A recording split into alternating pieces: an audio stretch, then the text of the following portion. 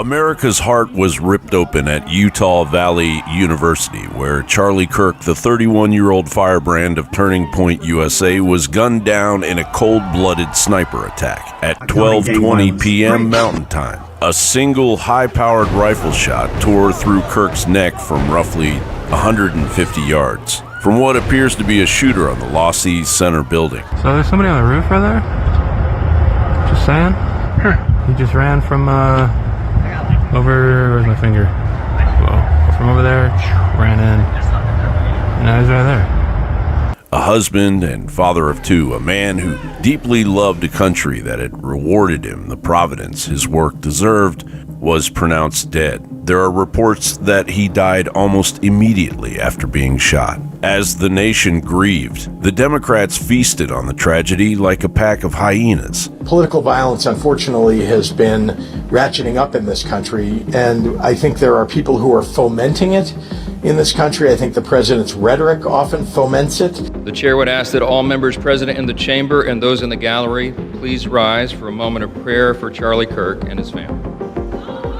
Let's, wait a minute. The House will be in order. The House will be in order. Shh. While many Americans immediately confronted the elephant in the room and pointed a finger at cowardly color revolution, radicalization, mind control operations like MSNBC, who before we even knew if Charlie had survived, painted Charlie as an existential threat, gaslighting the country into believing Kirk's rhetoric was responsible for his own death, when in fact it was their own rhetoric that got us here. A clear display of broadcasted domestic terrorism, which is defined as violent criminal acts committed by individuals and/or groups to further ideological goals stemming from domestic influences, such as those of a political, religious, social, racial, or environmental nature. He's been one of the most divisive, especially divisive younger figures in this, who is constantly sort of pushing this sort of hate speech or sort of aimed at certain groups. And I always go back to hateful thoughts lead to hateful words, which then lead to hateful actions. And I know it's hard to predict the future, Mark, but you can imagine the administration using this as a justification for something. Obviously, there's a lot of rhetoric that is problematic. A lot of it is coming from one particular side and from one particular building. But what can be done? I fear when this is an escalation already in less than 24 hours of this shooting. Speaking of this tragedy, is this a moment for your party to reflect on political violence? Is it a moment for us to think about the responsibility of our political leaders and their voices and what it does to the masses as they get lost in misinformation or disinformation that turns in and spills into political violence? I say both parties. Only Republicans, only people inclined to consume conservative media are now, I think, upward of 50% say that if necessary, violence is okay. You've only got the conduct on one of the two sides. The solution, Mr. President? Reinstate the Smith-Munn Act and enforce it. Obama's army of propagandists will fall. The shooter still remains at large after the initial suspect, who bizarrely declared "shoot me," was released, although authorities claim to have held another suspect. Were they just decoys to allow the real shooter to flee? And who is this person being arrested wearing black pants while a rifle is clearly confiscated? Steven Crowder received an email from an ATF officer detailing a recovered older imported Mauser 30-06 bolt-action rifle wrapped in a towel in a nearby wooded area along the suspect's escape route, containing a spent cartridge and 3 unspent rounds engraved with transgender and anti-fascist messages. Kirk had reportedly been talking about transgender issues right before he was shot. This morning I can tell you that we have recovered what we believe is the weapon that was used in yesterday's shooting. It is a high-powered bolt-action rifle. That rifle was recovered in a wooded area where the shooter had fled. Was this a solo fanatic, radicalized by years of media-fueled hatred? Or did Kirk's words rattle the agents of foreign and/or domestic terror? Netanyahu now has an emergency government and a mandate to lead. I'm not willing to say to go so far that saying that Netanyahu knew or there was intelligence here, but I think some questions need to be asked. Was there a stand down order? The stench of evil is thick. Kirk's death isn't just a tragedy. It's a warning shot to a nation fighting to reclaim its soul. Know this, liberty will never die, and the spirit of Charlie Kirk will now rise within millions of young Americans who will never forget the example he left to us all. John Bound reporting for InfoWars. All right, everyone. Hello and welcome. We have reached another Diamond Report Live. Yet again, we are here, 10:06 p.m., September the 14th, 2025, and we are off and rolling yet again. And man, has it been a week or what? Yes, the professionals around here call it the end times. I think it is living up to what people are describing it as far as the end times. End Times Evil Rising was literally the name of last week's show. I don't name the show ahead of time. I do that after the fact. Once I've edited the show for the week, usually on Mondays, and upload it to the various platforms, I give it a name, give it a thumbnail, all that stuff. I do that afterwards. So last week's show was End Times Evil Rising, and I think we saw that happen this week with the murder of Mr. Kirk. And wow. That has been nonstop, and of course, it's back to the lone gunman, and we're not supposed to question what the authorities tell us, and all of this and all of that. We know how that goes, right? Goes way back to at least JFK, probably further, who knows? But yeah, so we're going to take a look at all of that as well, of course, and feel free to chime in chat if you guys want to, and we'll address those questions as they come up. First thing I have pulled up here is Hal's website, HalTurnerRadioshow.com. He had quite a bit to say about Charlie's murder this week, of course, and as have so many people, rightfully so. Charlie was a good man, and let me just say this up front. I never really followed his work and didn't honestly know that much about him at all until this happened. I'd heard him speak a few times. I knew he was a huge MAGA guy and Trump guy. So therefore, because I'm not, I support Trump in that I want him to do the things he was elected to do, but period. That's pretty much it. And for me, I wasn't really a cheerleader, and I felt like Charlie kind of was, at least at one point. And I didn't know until after all this happened that he was really starting to come out and talk against Israel, which of course is what we do around here all the time. So I'm not afraid of being called names, and I guess many people, more and more, are not afraid of being called names by people on the right or on the left or wherever they happen to be politically. So all that to say, I never really followed him that closely and I didn't really know that much about him until all this happened. And of course, that's what everyone is sort of seeing, is what a nice guy this guy was. And from what I can tell, he was first and foremost promoting the gospel. He was really a believer in Jesus Christ and promoting that really first and foremost. And then, of course, debate on college campuses, getting people to have a discussion. And he was indeed an incredible debater. There's no question about that whatsoever. And the left couldn't keep up. And in fact, he converted many of them. We're going to look at a little bit of that tonight as well. So I do pray for Erica, his wife, and their family, and the immediate people in their circle. I can't imagine what that must be like, what she's going through. So hopefully you guys will say a prayer for him as well. And not for him so much, but for her, for Erica. Question in chat here. Do you think Israel, the government, had something to do with this?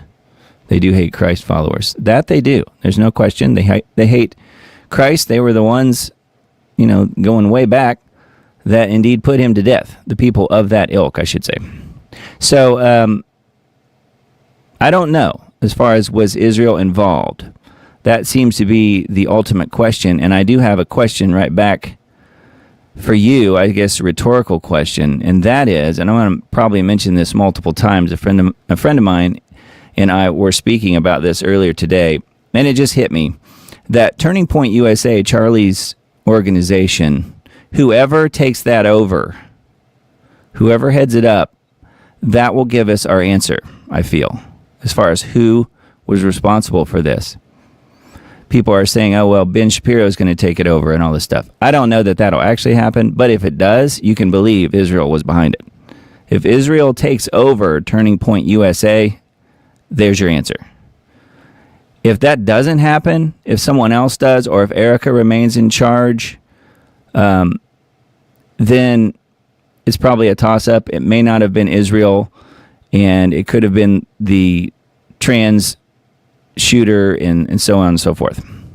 So I don't know. I don't really have a good feel for it, other than obviously Israel has been involved in so many bad things, but so is the CIA.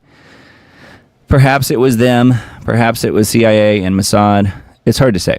So we're going to look at some of those conspiracy type theories tonight and hopefully put a few of them to rest, or at least one in particular. And we'll not focus 100% on Charlie tonight, but it is a huge story, obviously, so we want to cover as much ground as we can. So anyway, all that to say, this first story that I have pulled up is Hal's site. After Charlie's murder, Democrats getting worse, calling for the death of millions. And that they are. This is really sort of uncloaked who they are. Not that I personally had any question, but a lot of people didn't really see them for who they are becoming and who they have become. And Musk's tweet here says, either we fight back or they will kill us. And that is simply 100% true. You can agree or disagree with the person that said it, but the truth is, either we fight back or they kill us. So anyway, just as an example here, after the brutal assassination of Charlie, Democrats, liberals, socialists, and their ilk are now calling for the death of, quote, millions more of we normal people who hold conservative, i.e. normal, values. It is time now to prepare to protect your family and yourself. So keep that in mind. We begin in Atlanta with this left-winger who calls for the murder of Charlie's wife and kids, saying all of them, quote-unquote, who think as Charlie did. Specifically, she said of Charlie, don't stop with him, get rid of them all, quote-unquote. She goes on to suggest people KILL, the ones above him, your mayor, your city councilman, which, by the way, may or may not be conservative, suggests the same for employees of the local electric company, which, whatever, who keep raising their rates, and we've talked about that over and over, and says Charlie's wife and kids, quote, need to go too. So that is what this crazy person on the left is saying.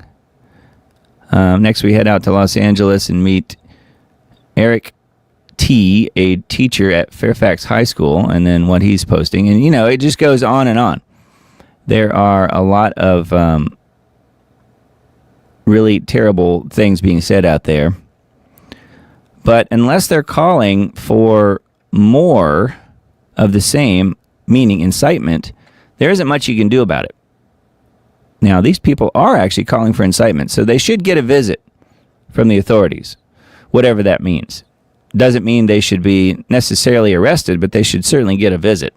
These people are not being held accountable, and I think that's what a huge part of this whole thing is that the Trump administration needs to hold these people accountable. Not just the shooter, but the people who are provoking more of the ongoing KILLing and getting rid of political people that they disagree with. And of course, that type of incitement is really kind of where you draw the line, typically. It's not really free speech at that point when you are inciting other people to get involved and to take people out. So that is bad news. So anyway, there's a little bit more here on this specific article where he's talking about get GUNSs and learn how to use them and so forth. So anyway, enough on that, but I just thought it was worth mentioning. And Civil War, that seems to be what they are fomenting. They did it back in 2020 with the Floyd riots. And, they've tried it before, obviously, but will they be successful this time? Well, there is a thing called the Podesta plan, something that AJ on InfoWars talks about all the time. He has for, I don't know, a year or two, a year at least that I know of, because he was talking about it before the election, saying the John Podesta plan is to start a civil war should Trump get in and be elected. And that's where we are. They are fomenting this civil war, and whether or not they get it will be up to us, I suppose. But the left certainly is doing their part. So this other article I pulled up on House site, communists announce their armed revolution recruiting inside the USA. This specific thing is sign being displayed in Salt Lake City at a coffee shop. It makes clear that the revolution will not be voted in. The only reasonable interpretation of this statement is that it will be done violently. Is there any other reasonable interpretation even possible? In furtherance of their apparent goal of armed revolution, the group here is attempting to recruit people to join this group called Armed Queers SLC, Salt Lake City. So there you go. This is what many are now calling, used to be Antifa, but people are now referring to them as Trantifa, which makes a lot more sense. I think a rather huge percentage of the people in Antifa are now trans people who identify as that. So Trantifa is the new saying, and that does seem to be, in large part, the people who are the most violent, whether it's because they're on SSRIs or other types of pharmaceutical drugs or enhanced hormones, testosterone, whatever that they happen to be on. It's a really, really bad direction that things are headed. So anyway, I just wanted to point all that stuff out and mention those couple articles on that site. And then, if you're supporting the whole, yes, it was Israel behind all this and not the leftist / Trantifa idea, or perhaps maybe a little of both, which is kind of where I am at this point. This article on the Gray Zone, I think, is certainly worth taking a look at, and you guys can find it. It's thegrayzone.com, or if you want, simply be on the Diamond Disc Substack, which I forgot to turn that crawler on. Let me turn that on.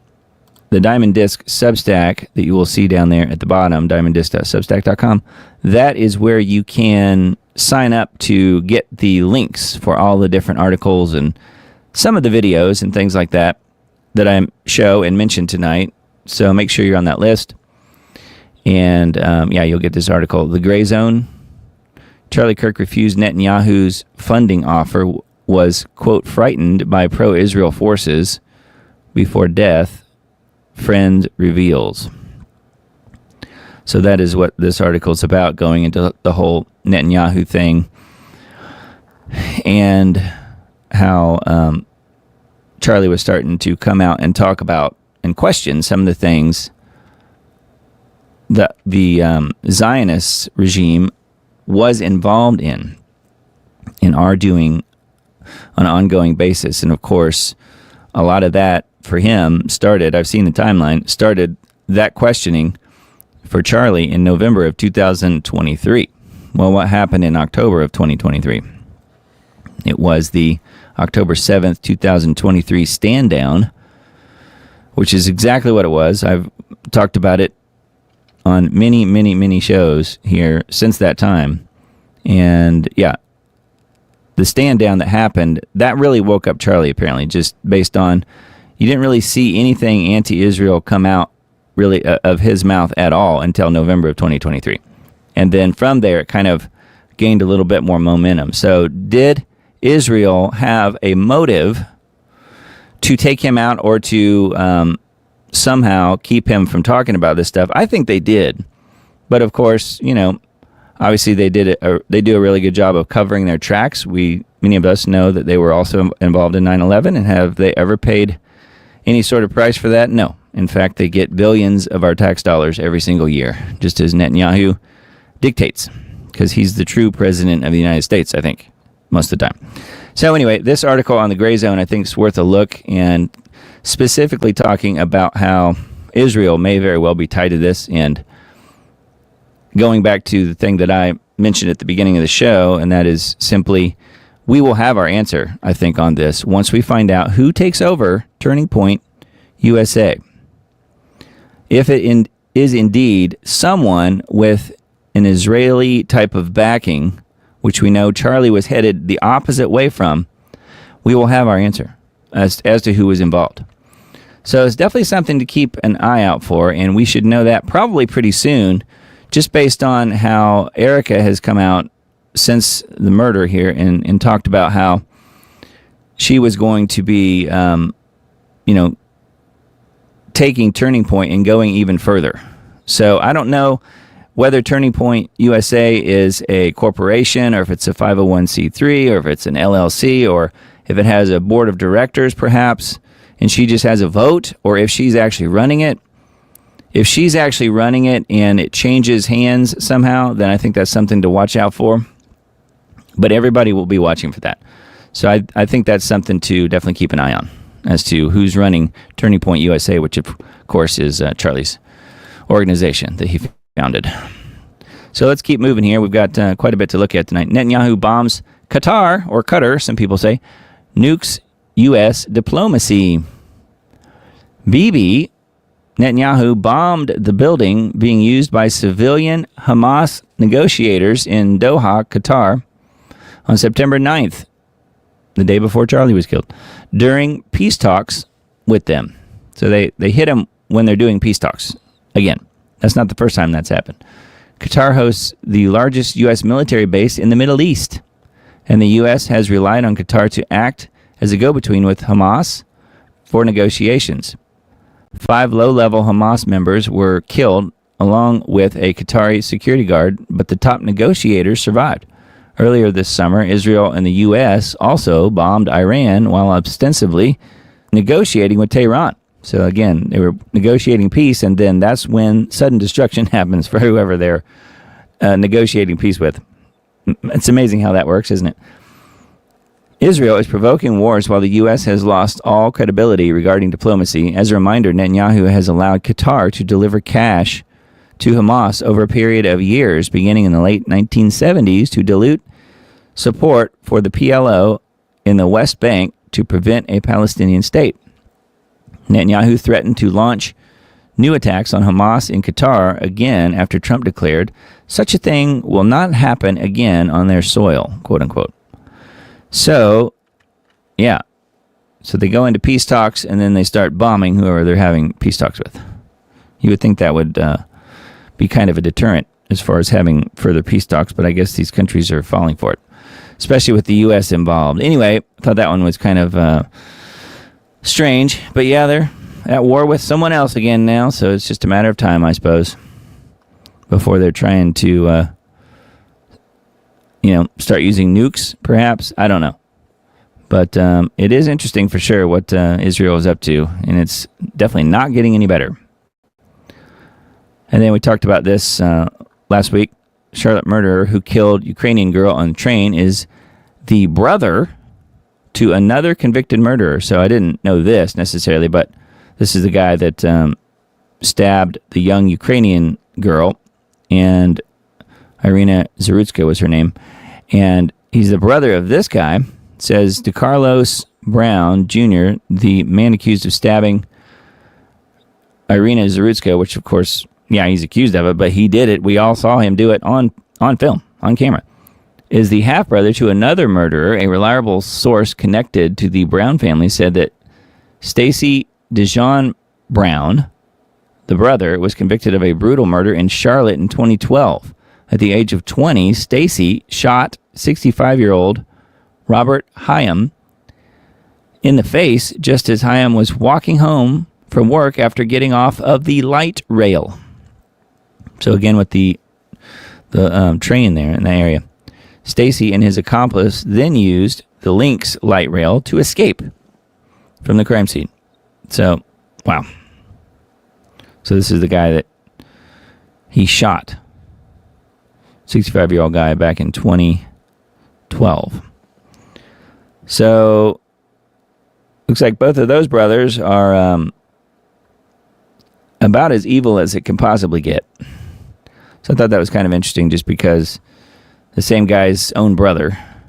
You know, and then it came out, I don't remember if it came out maybe after last week's show on Sunday night, that this guy who stabbed the Ukrainian girl on the train, his own mother had said at one of the court appearances, his own mother had stated that he does not belong free and out in public. He should be incarcerated. And then the judge, of course, the magistrate, whoever it was, decided not to follow that idea and let him go. And then, of course, he kills the young girl on the light rail. So that has come out as well. So yeah, his own mother wanted him to be locked up. And I think there was some charges of him doing something, I don't know what, but some charges against him with his own sister. So they've got quite the family going on there. So pretty interesting. And then this one, speaking of more evil rising, this was in Alabama. Retired Auburn University professor stabbed to death while walking her dog. Oh, it was a little worse than that. No, he cut her up in pieces.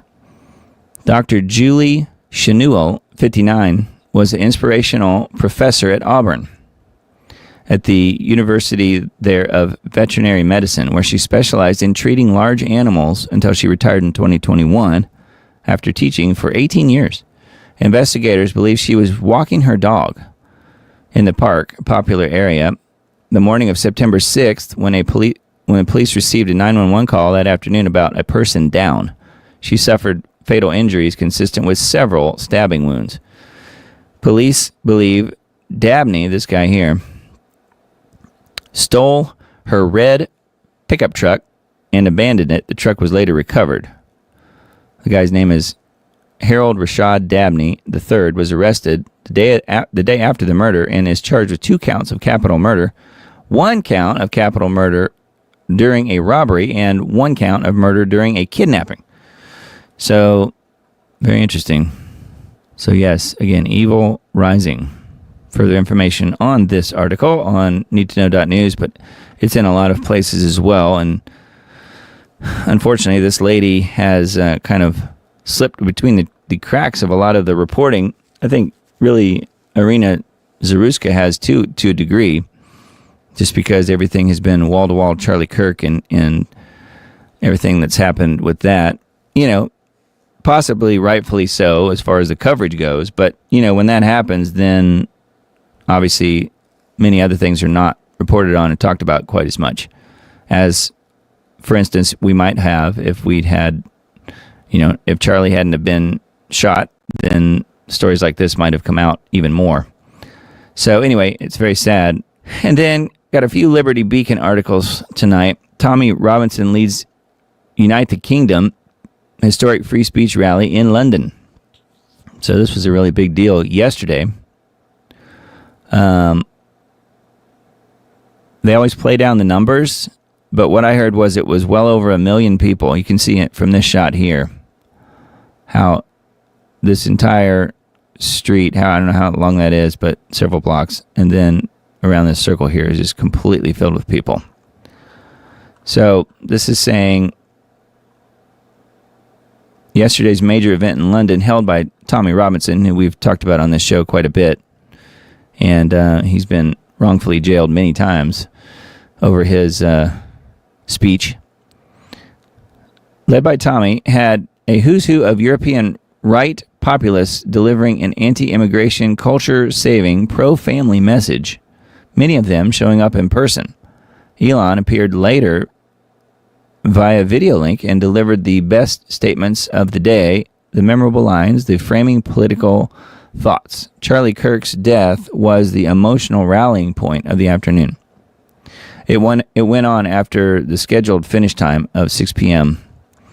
local time over there, or 6 p.m. GMT. And then here is the video cued to the moments prior to Musk's appearance. So there's a YouTube video linked here, if you guys want to see that. A reminder that France had a day of protest on Wednesday. Speeches at the rally are here or here. So there's a couple more links and embedded tweets with some more video there. Mainstream media reported predictably low numbers for the turnout, which Zero Hedge curiously picks up below. Yet videos of the crowds show it could have been 10 times the size at well over 1 million, which is what I was saying earlier. Yeah. Many reports were saying over 1 million people. Millions, plural, might be an overstatement. Yeah, that's what is said here in Tommy's tweet. There are millions out for the Unite the Kingdom Free Speech Festival today. So I don't know if it's millions, but it was an awful lot. And they always play down the numbers saying, oh, people don't actually really care about free speech. So what do you mean? There's just a few people there. That's what the mainstream media likes to say. So anyway, there's quite a bit here, obviously, and more video, and you can see the packed roads and all that stuff, packed streets. Look at that.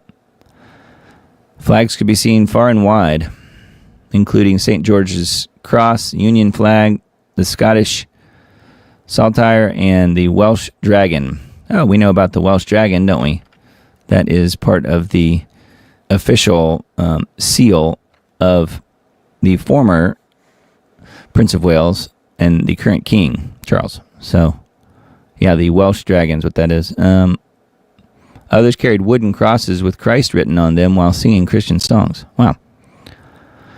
So there's quite a bit here. I'm looking to see what they said specifically about Charlie. Standing with America, Rip Charlie, 1993-2025. And then it says more than 1,600 officers were deployed in total across the city, with 500 brought in from other forces.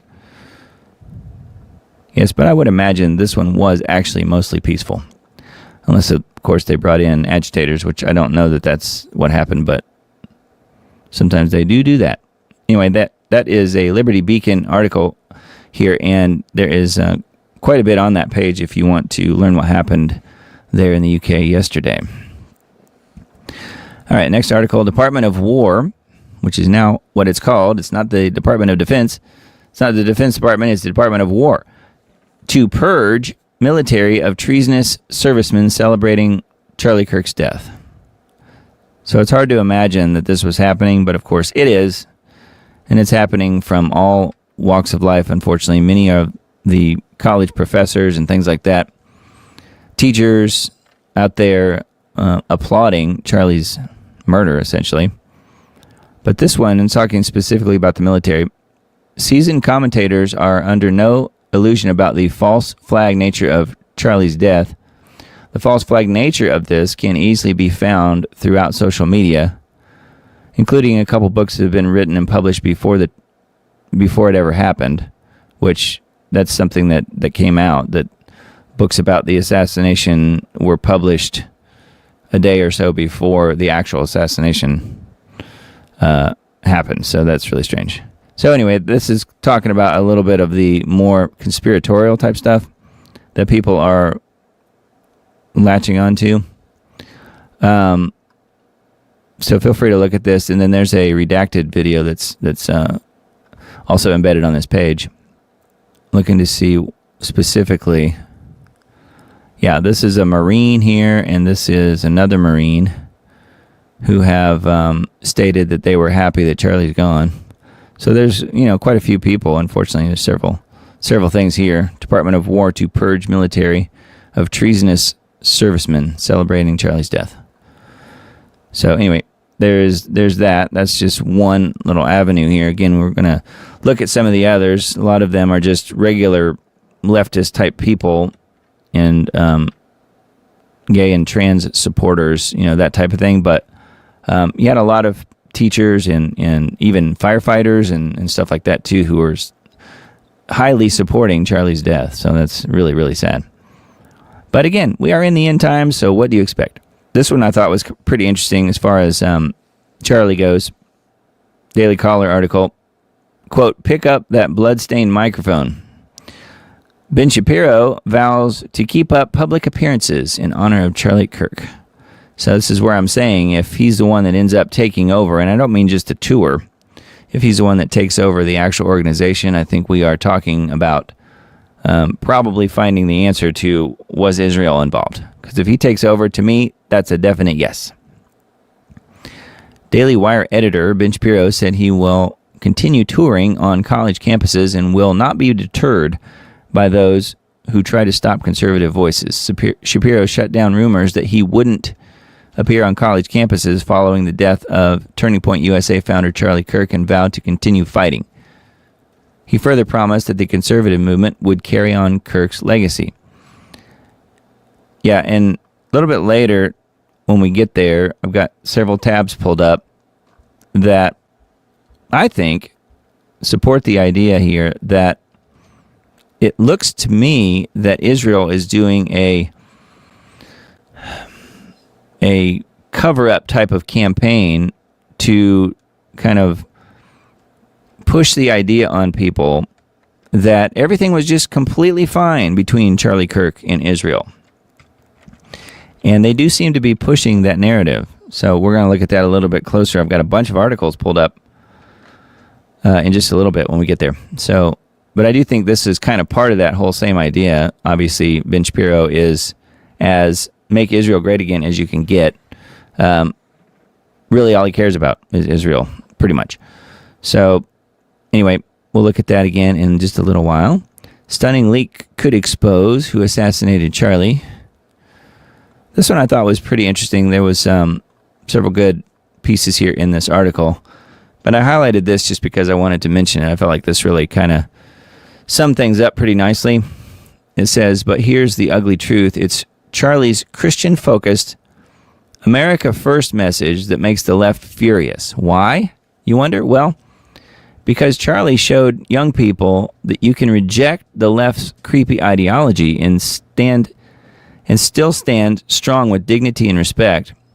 And that is the message that threatens the left's entire grip on culture. Just look at how the left never directs this kind of hateful, murderous venom toward other religions.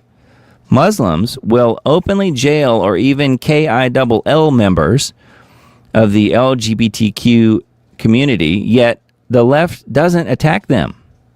Only Christians. Again, why? Because Christians in America are the only faith community standing in the way of the left's full-blown cultural revolution. Christians like Charlie couldn't be bullied into silence, so they've been marked as the enemy. They assassinated him to shut him up. I think there's a lot of truth to that. They couldn't beat him, so they KILL'd him. Now, does that make him a quote-unquote Christian martyr? A lot of people would argue that fact, saying, oh, he died specifically because he was a believer, specifically because he was a Christian. I think that was just another plus, another positive thing, another reason to get rid of him, but not the main reason. If you ask me, it was mostly a political hit, from what I can tell. Because again, what I just said, the left and their ideology cannot stand up to the Christians and the faith community standing in their way. So anyway, I think there's a lot of truth to that. There is further information and analysis on this particular article on Revolver. This article is on PJ Media. I thought this was pretty bizarre. Australian state bans praying for transgender people to reject gender ideology.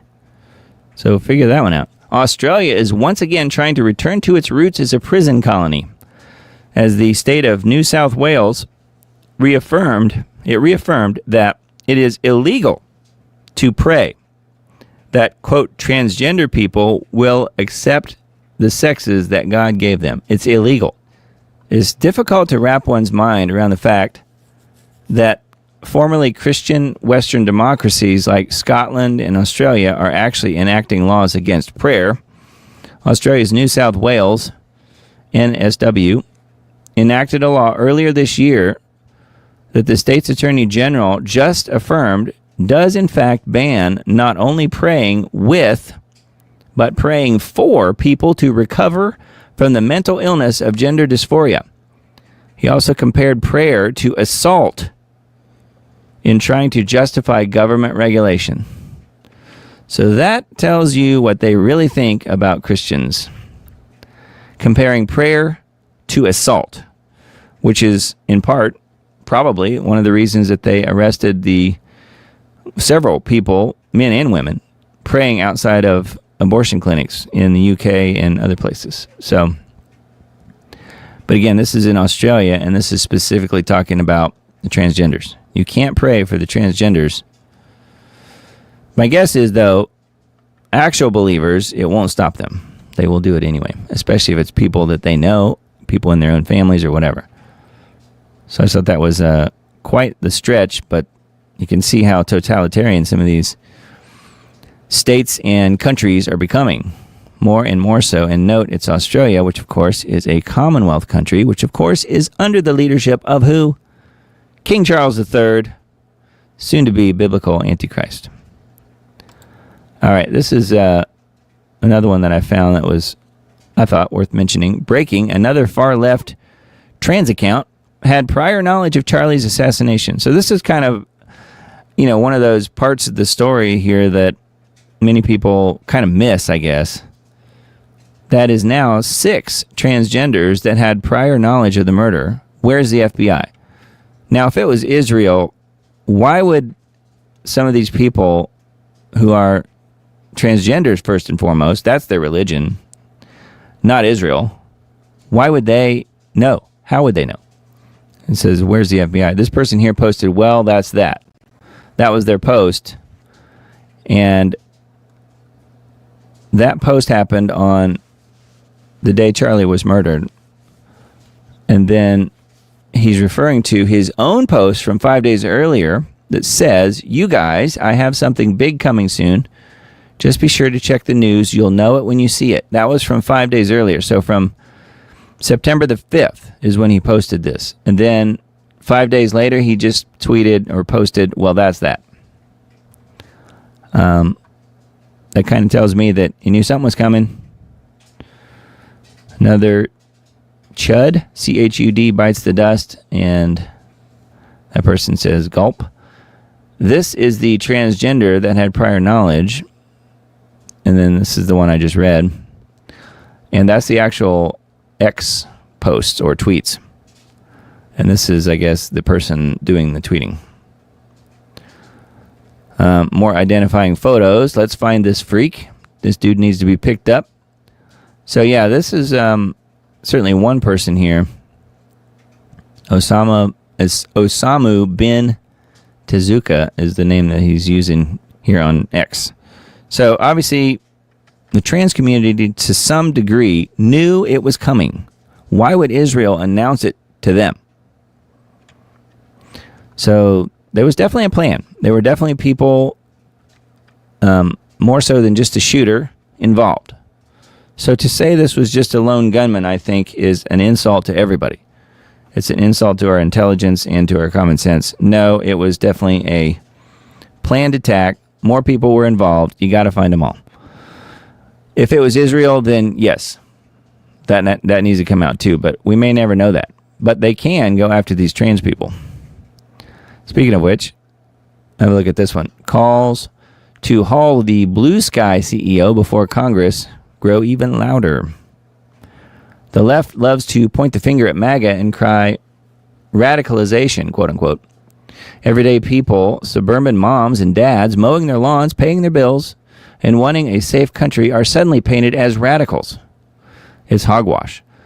The real radicalization is staring us in the face, and it's far uglier than anything they've ever accused us of. On the left-wing social media app called Blue Sky, the assassination of Charlie is being celebrated like a national holiday. The entire site reads like a grotesque party with users cheering, laughing, and even dancing over the murder of a young husband and father shot down for the simple crime of thinking differently. And here they are. It doesn't stop there.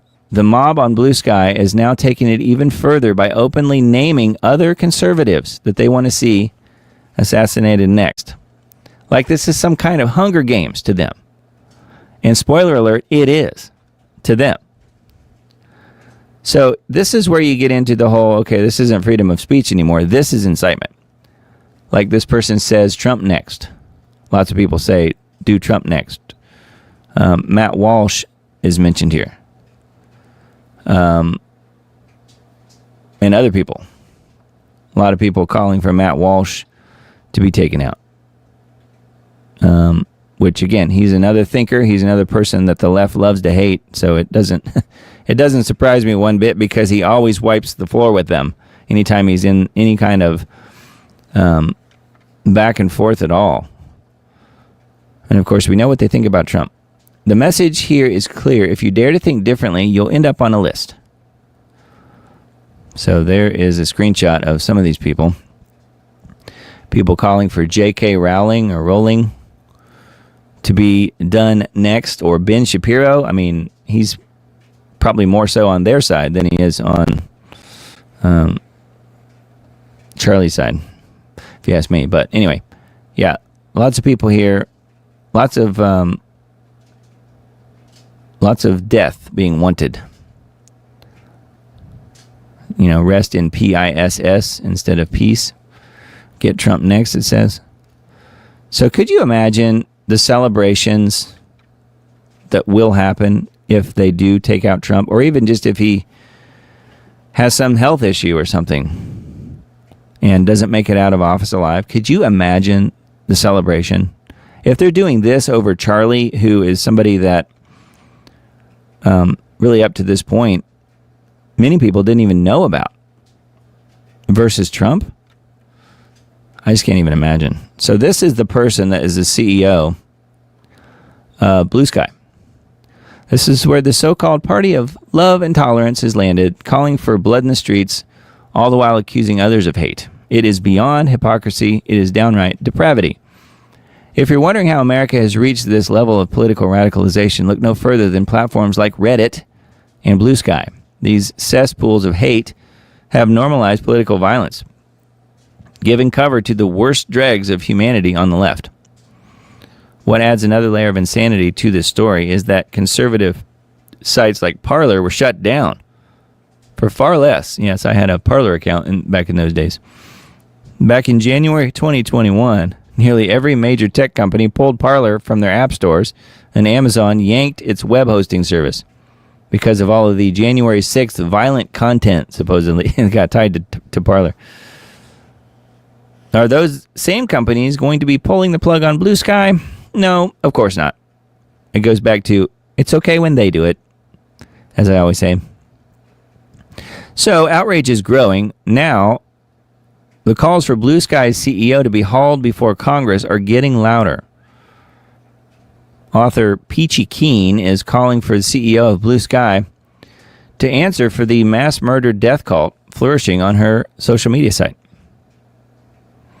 CEO Jay Graber has a lot of explaining to do. Her generic warning to stop celebrating political assassinations and calling for more death hasn't changed a thing. If anything, the mob on Blue Sky is more fired up than ever. So this is her. Don't know if she's a her or a former him. I don't know. Anyway, yeah, calling for Congress to haul her in and have a little discussion with her. So I don't know. I'm not sure that will ever happen, but you got some people out here that are wanting to see that happen.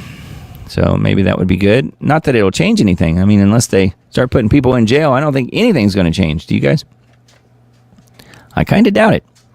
So looking at that, the whole leftist celebrations, you do have some people with some common sense and some actual humanity left in them, which I think is good news. And this is one of those sword edge type things that is separating the wheat from the chaff.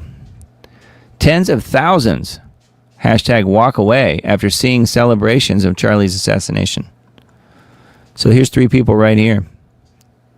There's a movement happening that you need to know about. It's a massive trend sweeping TikTok right now, where lifelong Democrats and even self-described liberals, nose rings and all, are announcing that they're done with the Democrat Party.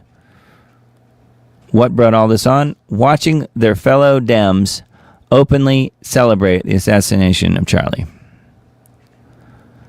Many of these people admit they didn't like Charlie or agree with his politics, but they believe in his right to speak, debate, and live without being gunned down. That's the line their party crossed when thousands poured onto social media to celebrate the 31-year-old man being shot in the neck in front of his wife and young kids. So yes, the outrage and shock are very real, and for countless voters, this was the very moment when the wool came off of their eyes and they saw exactly what their party had become: a radical, bloodthirsty, and proudly Marxist group of terrorist extremists. Yes, Trantifa. I'm just adding that.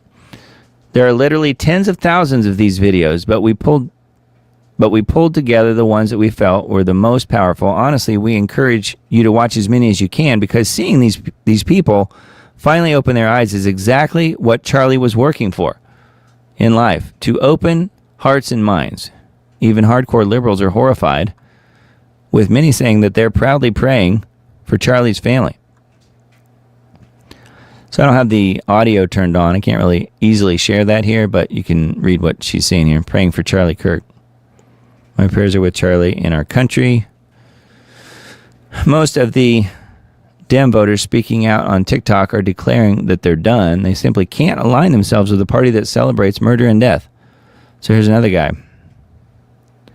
So anyway, that's a few of the ones that are posted here. There's, I don't know, maybe 8 or 10 here. Many Democrats see the assassination of Charlie as the death of free speech. They're only now realizing that the party that they've supported doesn't actually believe in free speech at all. It's been an eye-opening moment. So good for them. They have enough wherewithal. They have enough common sense. They have enough humanity left in them. Perhaps, maybe even some of them didn't even take the COVID jab. It's hard to know. It's hard to say. But at least there are people, you can see here, I'm scrolling, and there's a lot here just on this page. So that is good news. Good news that people are waking up to the reality that is the current version of the Democrat Party. So anyway, I thought it was neat too. Just reading that article reminded me that one of the things Charlie said often was, one of his things was bringing the gospel to people and sharing Jesus with them. And one of the things he said often, apparently, was that he wanted to make heaven crowded. He wanted to make heaven crowded. And I think that's a really, really great, not only catchphrase, but a really great thing to strive for. Making heaven crowded. And I think Charlie will be doing that. He's doing that still, and he's not even around anymore. And the other thing I was going to mention was just that the fact that so many more people know about him and his message now because of his death than ever would have, most likely, had he lived. So God knows what he's doing, is my point. And his timing is perfect. And Charlie's life being taken, while as wrong as that is, you can start to see how God is using that to bring people to him. And that is what's matter. Making heaven crowded. So to me, the whole thing is really touching, and you can really kind of see it start to unfold. All right, another revolver piece here. Obama's offensive and tone-deaf post about Charlie's assassination backfires. As expected, Barry has done it again. Obama never misses a chance to prove just how tone-deaf he really is. Right now, the left is in full-blown fake news shuffle mode, scrambling to downplay the obvious reality of extreme left-wing political violence. They're pretending it's some big mystery why Charlie, one of the brightest, strongest voices in right-wing activism, was assassinated.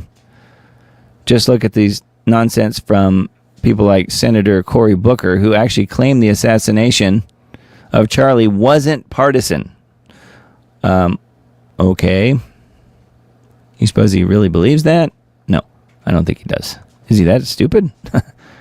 Really, Corey? That's pure damage control, because they know how bad it looks for them, and they're terrified of backlash. Because the truth is crystal clear to anybody with even half of a brain.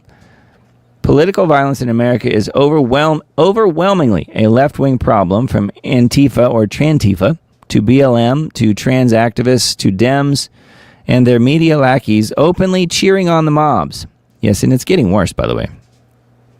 As it stands now, almost every high-profile attack comes straight out of their side. Yes, and all of the school shootings and all that stuff. It's all coming from the left. And you have people on the mainstream media especially saying, oh, well, both sides need to tone down the rhetoric. Both sides are responsible. No, it's not both sides. Name one leftist person who has been shot and killed by someone on the right. I can't think of any. Which means all of the other hundreds and thousands and hundreds of thousands and I don't know how many people have all come from the murderous left. The murderous left. So that was kind of my little 2 cents there. But anyway, Barry here, as in Barack Obama, says, what does old Barry do? He slithers onto X and drops one of the most absurd, offensive, and tone-deaf damage control statements imaginable, complete with the leftists' favorite buzzword, quote, democracy. So Barack Obama posted, we don't yet know what motivated the person who shot and killed Charlie Kirk, but this kind of despicable violence has no place in our democracy. Michelle and I think he means Michael, will be praying for Charlie's family tonight, especially his wife Erica and their 2 young children. Isn't that nice? Isn't that sweet? So he and Big Mike will be praying, I don't know to what God, but they'll be praying for Charlie's family. But yeah, they have no idea who did it and has no place in our democracy for despicable violence, as he says. Yes, well, he also bragged. I don't know if you remember, you guys may, when he was VP, or when Obama was president, he also bragged about being really good at killing people, quote unquote, meaning using drones and taking people out. Entire wedding parties he assassinated just to get a person or two. I'm really good at killing people, he said, literally. But no, it's not the left at all. It's just both sides doing it. So anyway, I just bring that up because I remember when he did that. So that is a Revolver article. A couple headline USA stories. Breaking. 2 arrested for planting bomb under Utah media van. Days after Charlie's assassination. So I didn't know if you guys knew about this. This was new news to me. Posted earlier today.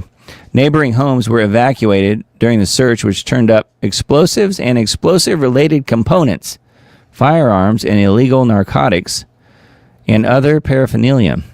Authorities in Utah say that 2 men have been arrested on suspicion of placing an incendiary device under a news media vehicle in Salt Lake. The bomb did not go off. Police and fire department bomb squads responded Friday when a suspicious device was found under the vehicle parked near an occupied building. Also on Friday, police reportedly evacuated a neighborhood where Charlie's assassin, Tyler Robinson's family lives, which is about 300 miles away from Salt Lake. Didn't know if you guys had heard about that, but it says FBI identified 2 suspects, served a search warrant at a home in the Magna neighborhood west of city's downtown. 2 men, ages 58 and 31, were arrested and could face charges related to weapons, possession, and threats of terrorism. Neighboring homes were evacuated during the search. It did turn up explosives and explosive-related components. So, how about that? It's pretty wild. I never did hear anything about that, though, until this article. And then Irina Zarutska, mentioned her a lot last week. New bill could punish lenient judges following the Charlotte train stabbing. Now, this is actually something I support. This is something they should do. So we'll see how far it goes. To the judges who released DeCarlos Brown, you are the reason another innocent life was lost, and you will be held accountable for your reckless actions. A newly introduced bill threatens to punish judges who refuse to impose tough sentences on dangerous criminals. The legislation, called the Jail Act, introduced Friday by Representative Randy Fine. So imagine that. Randy Fine actually does something good. It's amazing. Comes in response to the killing of Irina Zarutska. She was allegedly murdered by DeCarlos Brown Jr., career criminal with a lengthy rap sheet, who had repeatedly avoided serious jail time. We looked at that last week. 14 times he'd been arrested and released before he killed her. Video of Zarutska's senseless murder in Charlotte went viral on social media, fueling outrage over lawlessness and soft-on-crime judges across the country. Yes, those would be Soros-backed judges. I'm just adding that. Randy Fine said the bill is designed to hold judges accountable for failing to protect the public from repeat offenders. The bill would allow civil penalties on judges who fail to impose bail on repeat offenders who go on to commit violent crimes. I think they need a one strike and you're out policy for these judges. As promised, I just introduced the Jail Act to hold corrupt judges accountable for releasing repeat offenders back onto our streets. To the judges who released DeCarlos Brown, you are the reason another innocent life was lost. You will be held accountable for your reckless actions. Let's hope so. I hope he's right about that, although I am not holding my breath. We'll see where it goes. But Headline USA is where that one was. And let's see. Just some of the headlines here on information liberation. So I don't know if you guys ever listened to Nick Fuentes, but he is the one that the media is trying to blame. Media seeks to link Nick Fuentes and Groypers to Charlie Kirk's shooter. The evidence be damned, it says. Wall Street Journal, New York Times, Reuters on Saturday all tried to link Nick Fuentes and Groypers, Groypers, which that is the group of people who you could call extreme people on the right, I guess.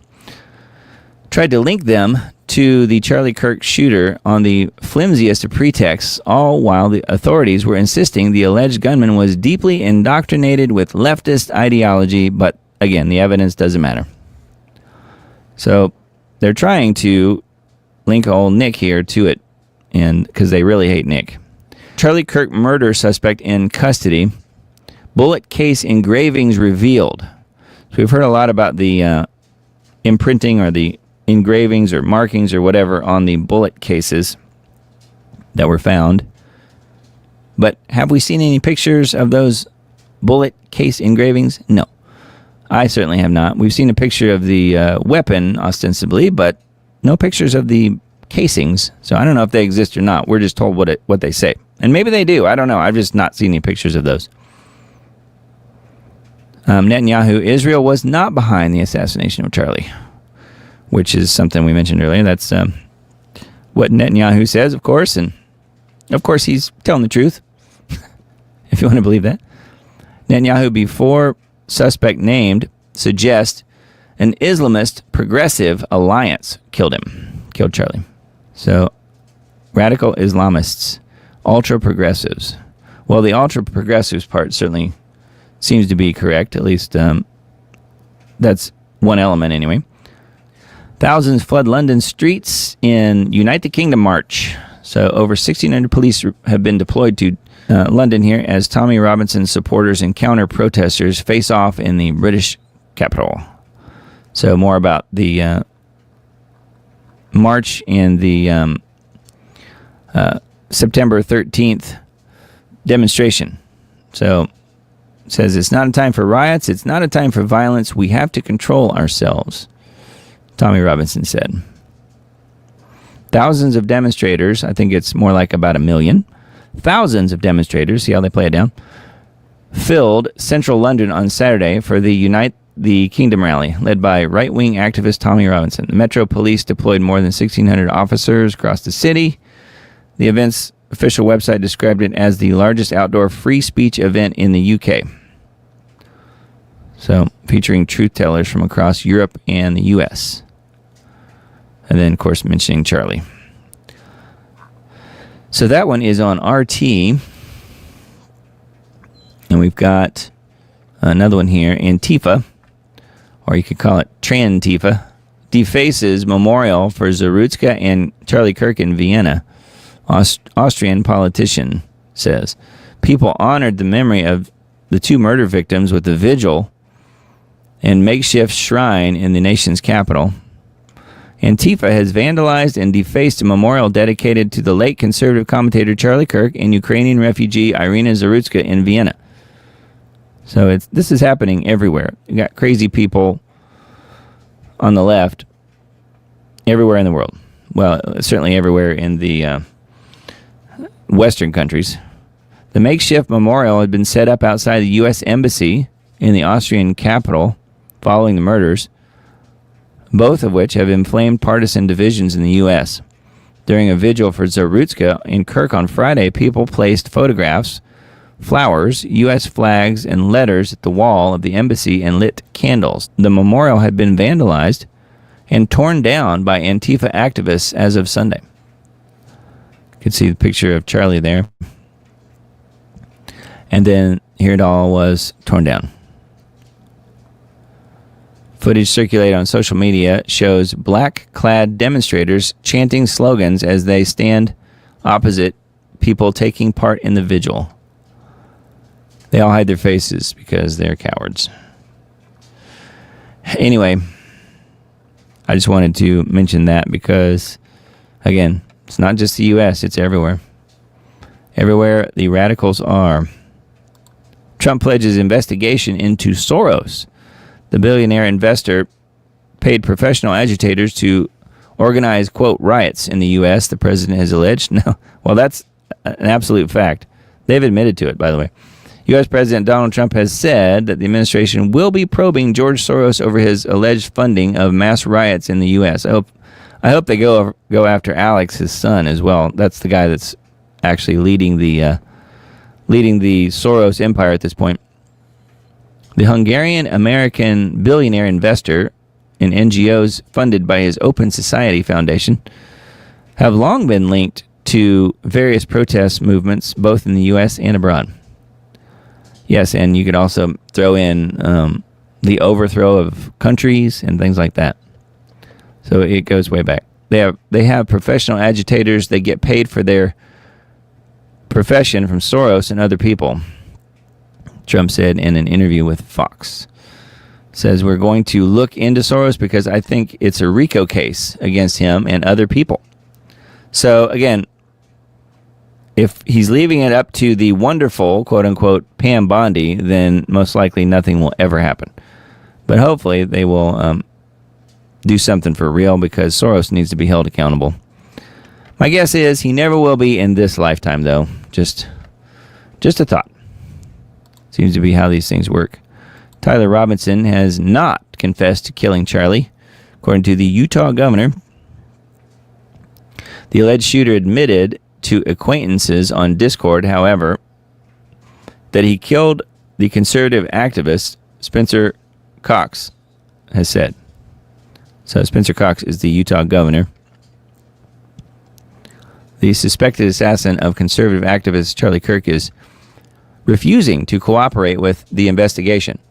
Utah Governor Spencer Cox has told ABC the authorities are currently gathering evidence from people around him and his online activities, according to the governor. Tyler Robinson, 22, the alleged shooter, remains in custody. He's expected to face formal charges on Tuesday. He has not confessed to authorities. He is not cooperating, the governor stated,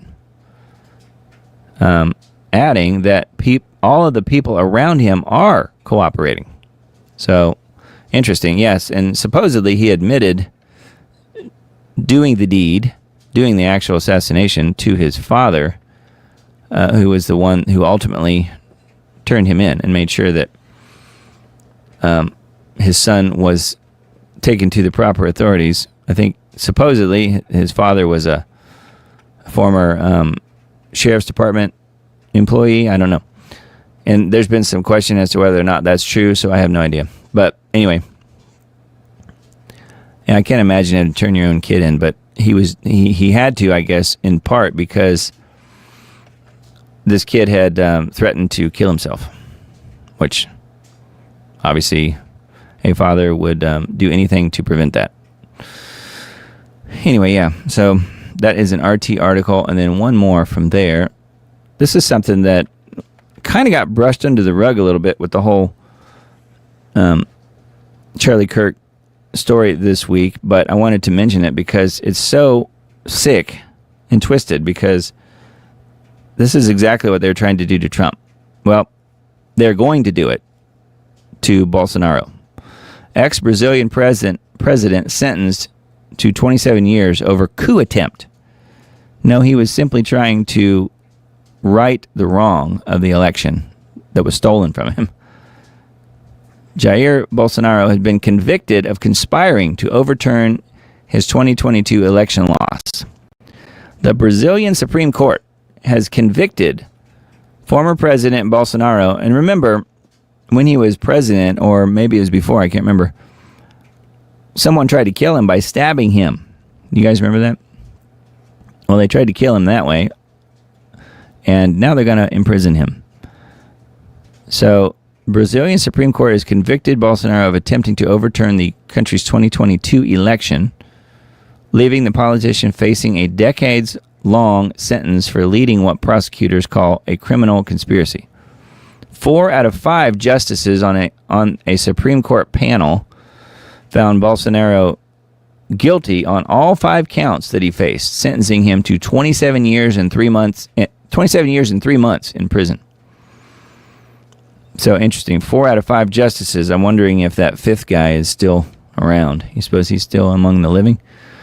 The charges include planning a coup d'etat, taking part in an armed criminal organization attempting to abolish Brazil's democratic order by force, damaging protected public property, and committing violent acts against state institutions. They had their own version of January 6th, by the way. It was on a different day, but they had a very similar situation, and he got blamed for that. It was a literal mirror image of what happened here. Bolsonaro sought to annihilate the essential pillars of the democratic rule of law and restore dictatorship in Brazil, according to what they're saying. And what the joke here is that Lula, the guy that they brought in, they had to get out of prison to run for president so that he could be fully controlled. They had gotten him out of prison so he could be fully controlled, and they stole the election and gave it to him, just like they did Biden here. And that was the coup.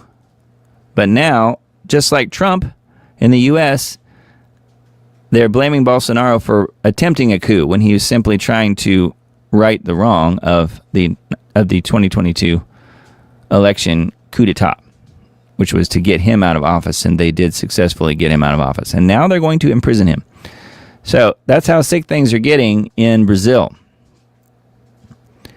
I have a good friend that lives in Brazil 50% of the year, probably, lives in Nashville about half that time, and in Brazil about half the time.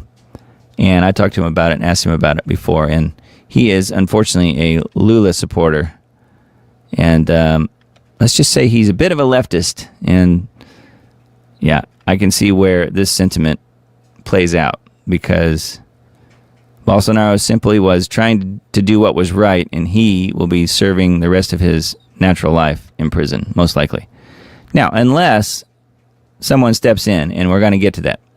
There is some rumors of that happening. All right, I wanted to mention Daily Crow. They have a ton of really good stuff here on Charlie,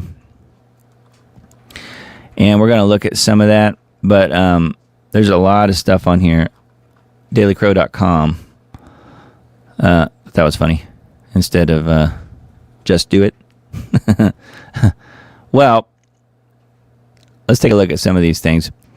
Now, this is one of the things that has kind of come up that I heard, and, some of you guys may have heard about this as well. Some of these alternate possibilities as to the assassination and who did the actual shooting and so forth. And I don't really want to show this because this particular video does show the penetration of the bullet and the bleeding and all that. So I don't want to do that and get my live stream cut. You guys have all seen it probably many, many times. But let me see if I can play part of it without getting to that point. And what you're supposed to watch here is this guy in the, I guess, bluish, greenish, grayish shirt. And you're supposed to watch his elbow. His right arm is tucked under his left elbow, and it looks like he lifts up his arm. And you could make the argument, it does kind of look like he lifts a gun up, maybe a special type of gun, and shoots Charlie. That is what they're talking about in this video. I personally don't buy it. It doesn't look that believable to me. And other people are saying, no, it wasn't a gun at all. It was just his phone. But his reaction to Charlie when he gets hit is really odd. So let me see if I can play it here without the music. So you're focusing in on here, right here, what this guy's doing. So it's looking like there's when he gets hit, and this guy kind of lifts up his elbow just a little, and is what they're saying is he's the shooter, the guy in the green. And I don't think so. I think this guy, even on some other posts on this particular post further down the page, people have found this particular guy as part of his security team on other meetings here with Charlie at different dates, and that he was there, and that he's not a shooter, and all this stuff. So some people were definitely not necessarily buying that, and then other people are saying, no, it wasn't this guy in the greenish bluish shirt, it was this guy over here in the white doing it. And I've seen this video as well. Again, it doesn't look like it is peculiar in that it looks like he's giving signals, but it has been pretty well confirmed that they were giving signals. The actual security detail does use the security detail does use hand signals like that. So that part's probably true, but that doesn't mean they were using signals to the shooter. It was probably just to each other on the security team, is my thinking.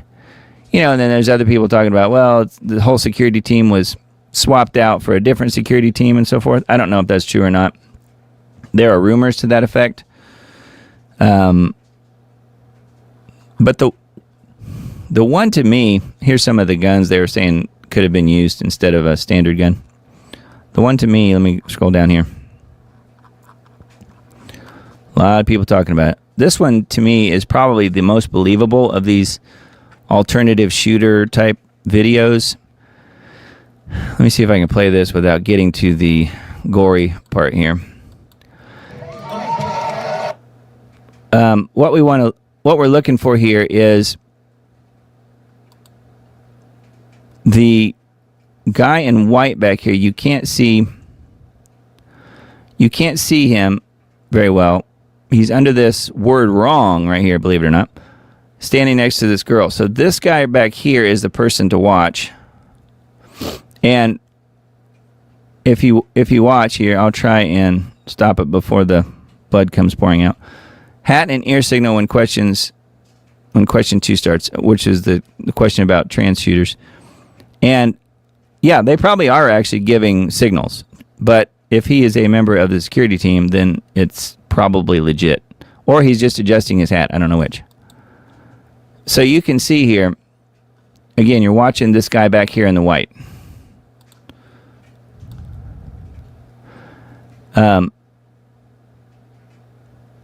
This right here coming up. There, shooter prepares and shoots. Now, this is, again, an alternative view as to what happened. I personally don't believe this. I don't think this was it at all. But this is what they're saying happens. Right there, you can see him. You can see this person moving their hands. And that's when Charlie gets hit. Boom. So this person right here is the one they're talking about in this particular video. Personally, I don't buy it. And they're saying, well, it was this guy in the white doing it, and the guy on the roof, whether it was Tyler or whoever it was, the person on the roof doing the shooting was shooting a blank, Because we know people that were in the crowd turned and looked toward where the gunshot rang out from. And it was, over and to the right or whatever, wherever that building was, straight ahead or whatever. And so people turned and looked when they heard the shot. That was pretty much, across the board, pretty easy thing to see that there was a shot taken. Whether it was a blank or not, I think is certainly arguable. They've never said that any of the bullets that have or the shells that have the engravings on them, that never said any of those were blanks. So I don't personally buy that.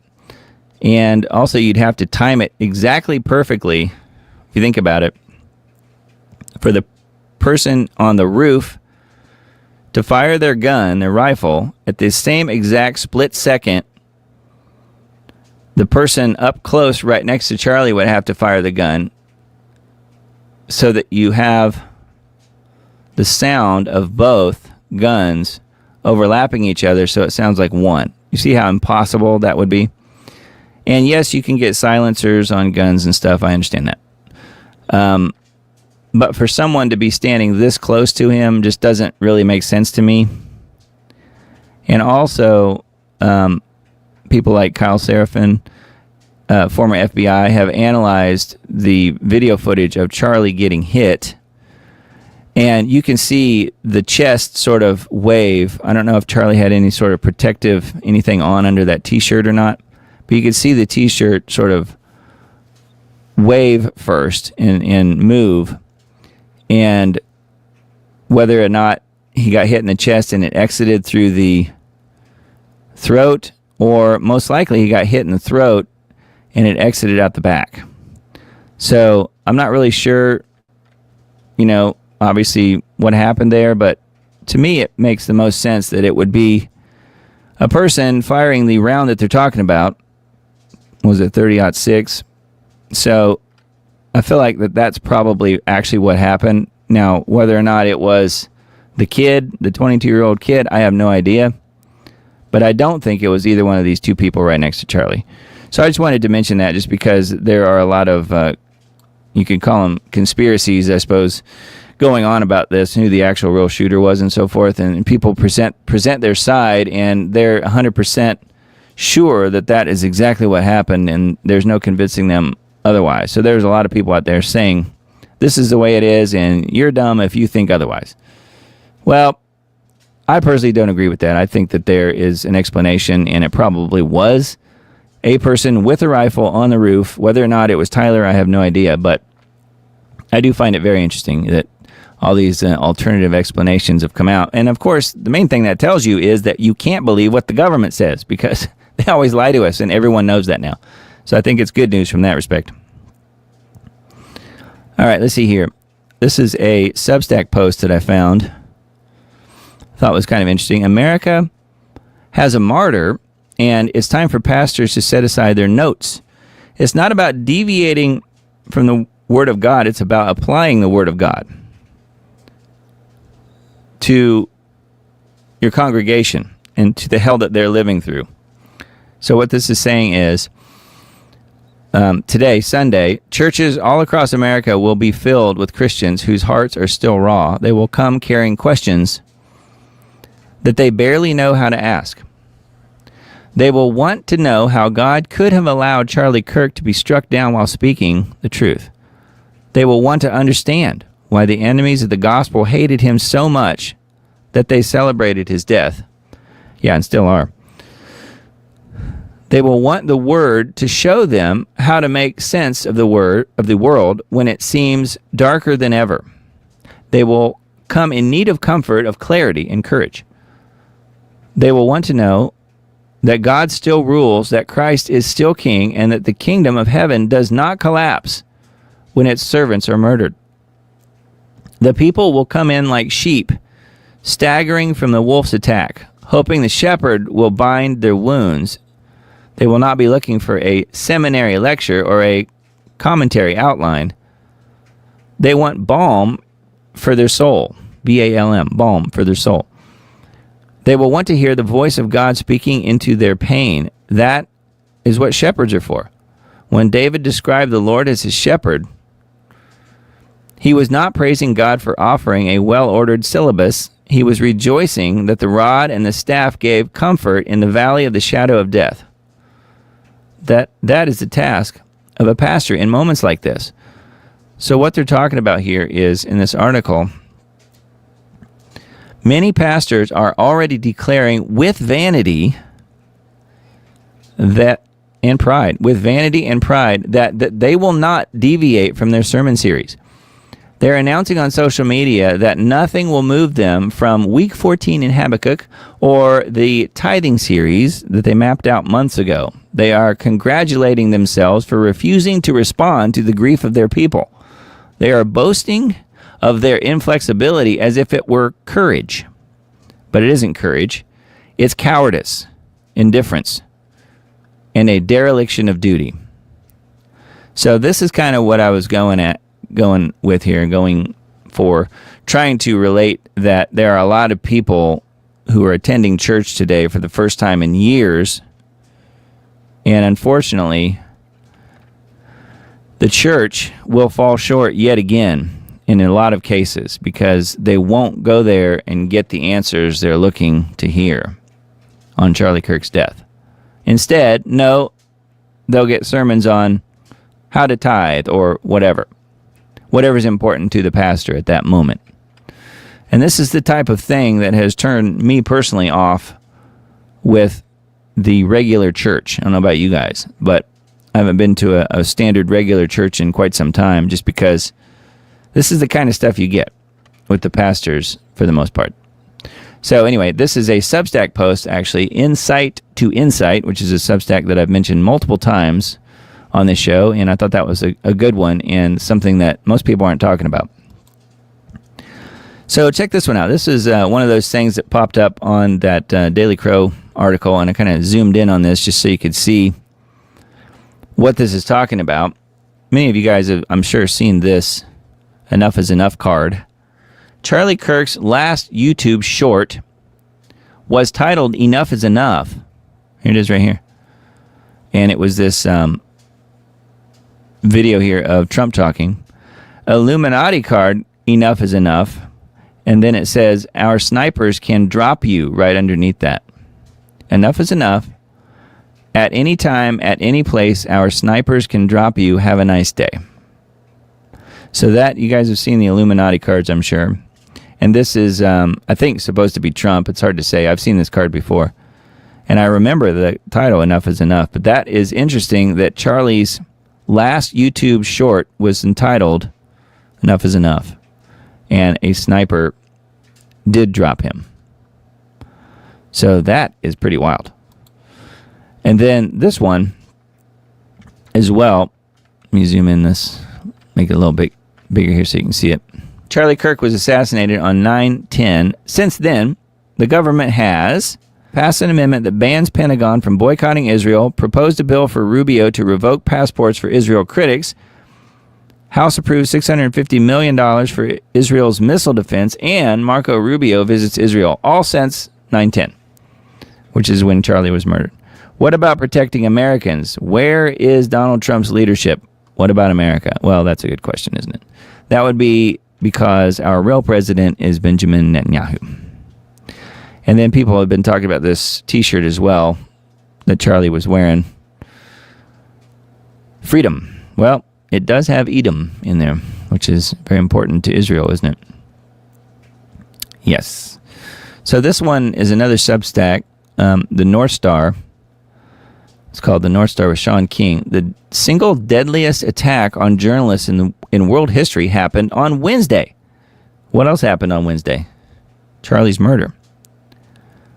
Isn't it weird that you've never heard about it? I dare you to guess how many journalists were killed in this attack. But I'm sure you can guess who did it pretty easily. So there's some of the faces here.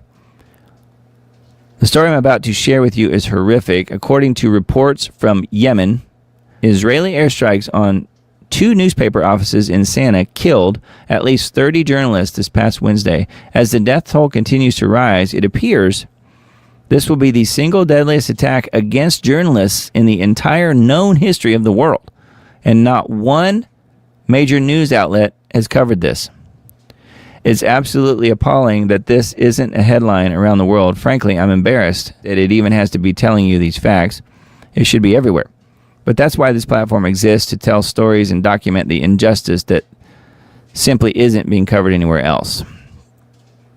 So SANA, S-A-N-A apostrophe A, reports from Yemen's health ministry state that Israeli airstrikes hit the offices of 2 newspapers in the city of Sana'a. The strikes killed at least 30 journalists and media workers, among 50 total deaths. Another 165 people were wounded. Rescuers are still searching through the rubble.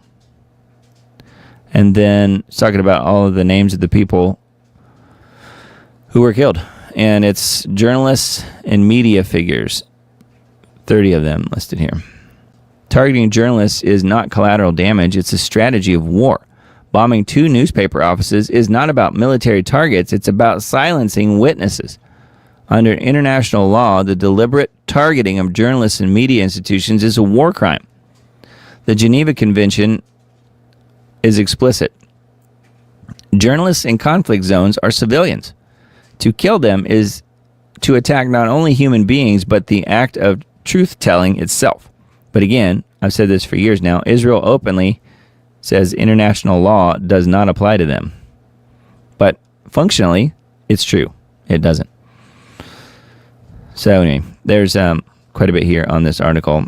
Thought it was pretty interesting. And again, something you have not heard because it was covered up and covered over with the whole murder of Charlie. Now, speaking of Israel, this is something that is really more of a prophetic type of story. Israel is summoning something. Terrific event. So, I think this one is really interesting, and it really made me do some serious thinking here as far as what it could mean. Feast of Trumpets 2025, Rosh Hashanah, coming up, September. Well, let me just read this caption. This is a less than 20-minute video, and I do have it here, but I don't have it where I can share it real easily on the broadcast tonight. So what I'll do is I'll link to this in the Substack post, but you guys can find it. Just do a search for Israel is summoning something on YouTube. Is prophecy unfolding right before our eyes? In this video, we dive into the latest announcement from Israel about the Feast of Trumpets, with 100 shofar blasts being streamed worldwide on September 24th. Many are asking, could this be connected to end times prophecy in the second coming of Christ? So, and then it also talks about the red heifer, and he does talk about how the sacrifice of the heifer back in July was most likely the real thing versus a practice run, as Israel was saying. But the interesting thing here, though, is that there will be a live stream on the 24th, which is in, I think, day 2 of the Feast of Trumpets, September 24th this year. 100 shofar blasts are going to be live streamed worldwide. Why would they be doing that? What are they signaling? And, you know, it got me thinking for sure that something's up. They have something planned for September 24th, 10 days from now. That is a Wednesday, our time, in the U.S.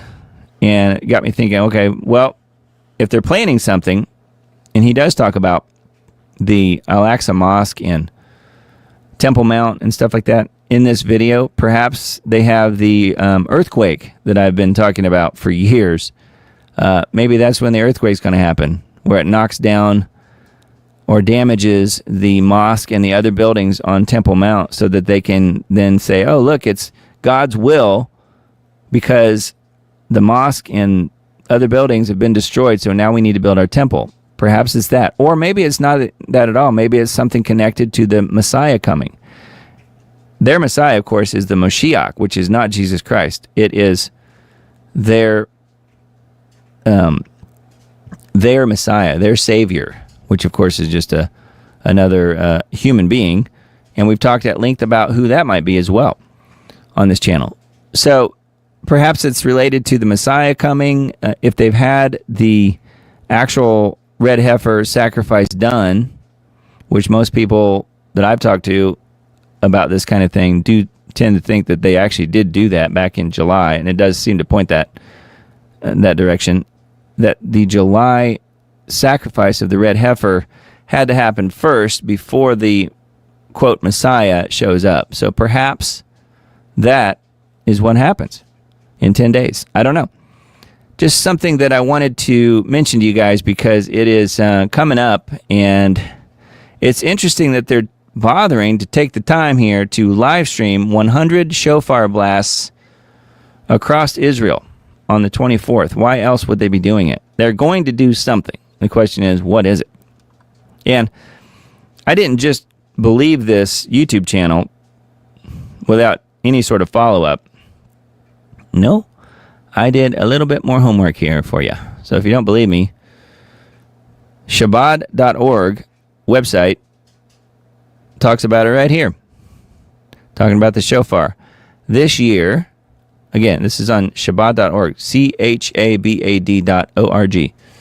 This year, listen to the blowing of the shofar on September 23rd and 24th, 2025. So they are planning something. We just don't know what. But whatever it is, they're going to say, I'm thinking that they're going to say, look, it's God's will, and it will take them to the next thing, whatever that is. So I just find it very interesting. So that's on Shabbat.org, and then this one also kind of confirms what's going on here. This is a website called Robert Clifton Robinson,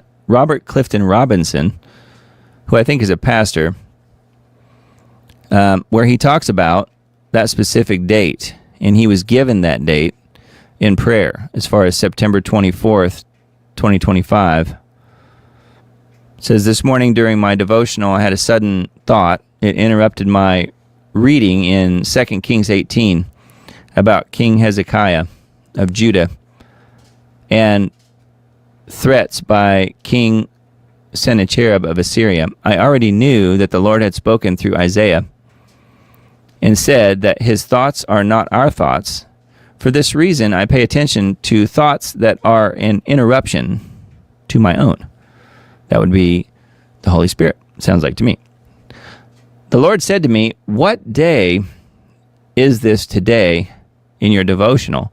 I looked, and it was the 210th day. He told me to count 100 days and notice that day. I looked, and it was day 310. The date will be September 24th, 2025, the Feast of Trumpets. So that is how he got to that day. It was 100 days later. So this was in June this year. It says, for 25 years I've written and taught the fact that I believe Jesus will fulfill the fifth feast, the Feast of Trumpets, at his return. This is something I've been talking about for years. Just as he fulfilled the 4 feasts before on the exact day and in the precise way each feast demanded. Again, something we've talked about at length many, many times on this channel. So the Feast of Trumpets, the Feast of Passover, unleavened bread, Pentecost, and then he says, I looked at day 310 in my devotional that I will read on September 24th, 2025, the middle of this in the middle of the feast, during the Feast of Trumpets. It will be Mark chapter 13. So this is Mark 13. This is what he's going to be reading when he gets there in 10 days.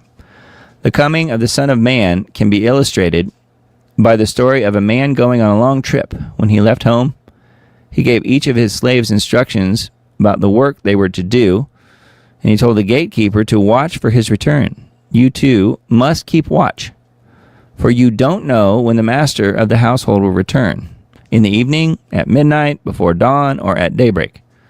Don't let him find you sleeping when he arrives without warning. I say to you what I say to everyone, watch for him.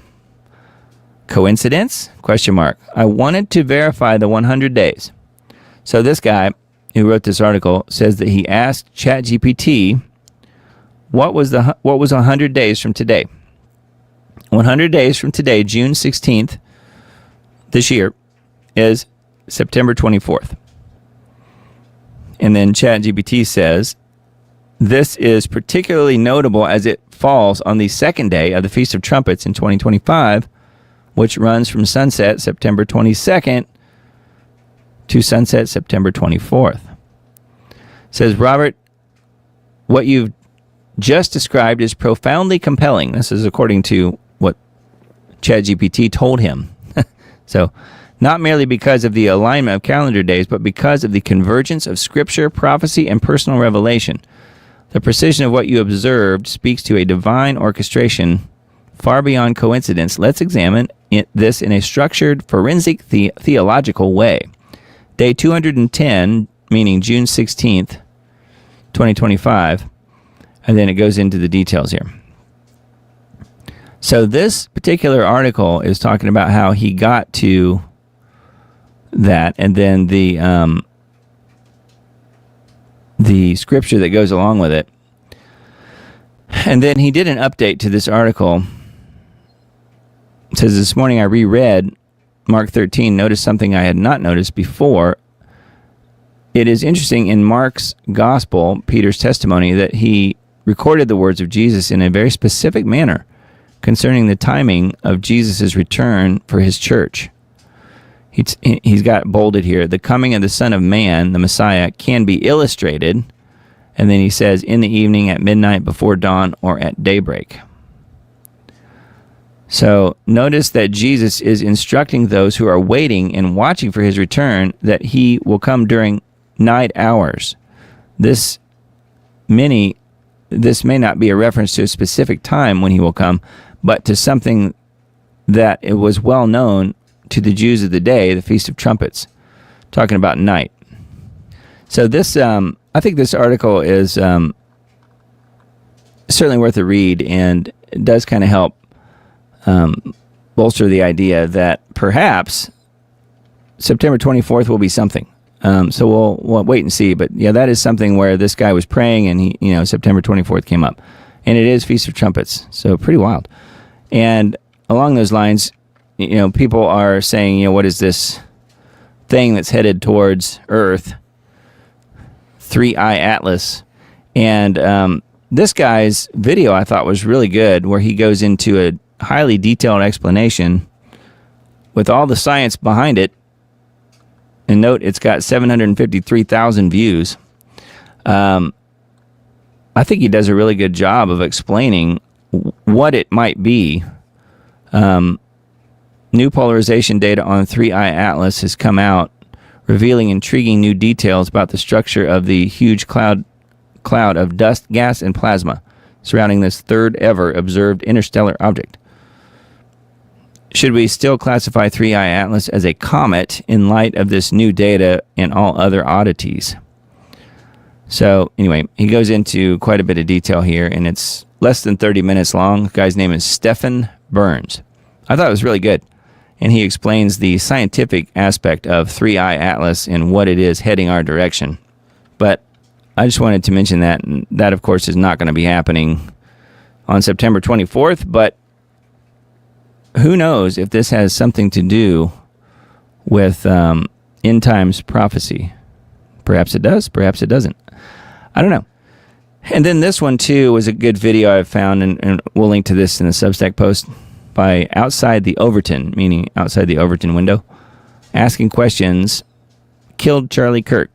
Well, this kind of goes into the whole idea about asking questions, as Charlie was doing, about Israel. And I think that he kind of makes some good points in this video. And for those folks who believe that Israel certainly had a hand in Charlie's death, this might be something you want to take a look at. Again, it's not a very long video.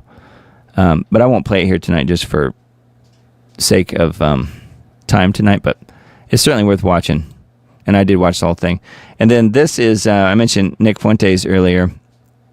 He did a really good broadcast on Charlie. And they were, I don't know if they were friends or not, but you could say that they definitely had their their differences, at least early on, because Charlie was very much a Israel supporter, and of course Fuentes is not, to put it mildly. So yeah, that's something that if you're interested, you might want to check out his broadcast that he did honoring the memory of Charlie. I thought it was good. He did a good job. And then Information and Liberation article, Netanyahu, Israel was not behind the assassination of Charlie, according to old Bibi here. He kind of stammers and stutters his way through this presser, and you may have seen this already, but he's talking to Greta Van Susteren about the, quote, internet rumors that Israel is behind the Charlie Kirk murder. So he was obviously very surprised to even get that question. So that I think that's good that people are at least asking the question, whether or not they were involved. Who knows? But he's claiming that it's so absurd that's insane. Israel also changes the orbit of the moon and pushes the sun, he says. So he's just throwing all these things out there that sound completely ridiculous because it's meant to tie it to the idea that Charlie could possibly have been killed by his group of Zionists. So I don't know, but it's funny how he is stumbling around though over his own words in this interview with Greta. So pretty wild. If you missed it, then the video is embedded there. Certainly worth a watch. And this one I came across because this is a friend of mine, a guy that I would say he's more of an acquaintance. He's a guy that's been on Lost Arts Radio several times. His name is Mass Palvey. It looks like Mads Palsvig, but it's pronounced Mass, M-A-S-S, Palvey is what he told me. And he did find an interesting video here that he reposted a short clip of a student reading the Jewish holy book, the Talmud, to Charlie Kirk, who was killed by Mossad, according to this guy, Mass Palvey. Look at Charlie Kirk squirm in the seat and listen to Charlie's answer, where he says, all of which are legitimate verses, which he does say that, but get a load of this guy's shirt. It says sniper on it. And he's wearing a shirt, so he's wearing a sweatshirt that says sniper, and he's reading out of the Talmud, and he's talking about some of the crazy nonsense that the Talmud talks about, like Jesus is currently in Hell, boiling in a vat of excrement, that kind of stuff. That is literally what the Talmud talks about, that type of stuff. And he's reading from it, from his phone here. And then the end of the clip here, I think taken out of context, but Charlie says, all of which are legitimate verses. He's just saying that, yes, that is what the Talmud says. He's not saying he agrees with it. So I think Mass Palvey here is wrong on that point. However, it is very interesting that this kid that's reading this is wearing a sniper sweatshirt and reading from the Talmud, the Jewish Talmud. So, very strange. Anyway, that was something I came across earlier. Michael Snyder's Substack here. This one was a fairly new article that he posted. 13 major World War III developments that have happened just within the last 48 hours. Now, this was September 9th was this post. So he's talking about September 7th, 8th, 9th. The speed at which global events are moving is simply breathtaking. All over the world, leaders keep talking about the need for peace, but we just keep getting more war. So, exactly. This month we've seen a series of very alarming escalations. It's easy to imagine how things could spiral completely out of control. This is particularly true in the Middle East. Number 13, all of this is happening at a time when we just witnessed a blood moon eclipse and a stunning parade of planets is lining up in the night sky, which I mentioned last week. Yes, and the blood moon eclipse note, and I mentioned it last week, part of which was over Israel. And now we've got this thing coming up in Israel, Feast of Trumpets 2025, which of course is in 10 days. A little less than 10 days now. So, wow. We are living in apocalyptic times. I'm extremely concerned about what is going to happen in the months ahead. Yeah, and he wrote all of this before Charlie was murdered, even. This was this was one day before that, September 9th. So I think Michael Snyder is exactly on target there.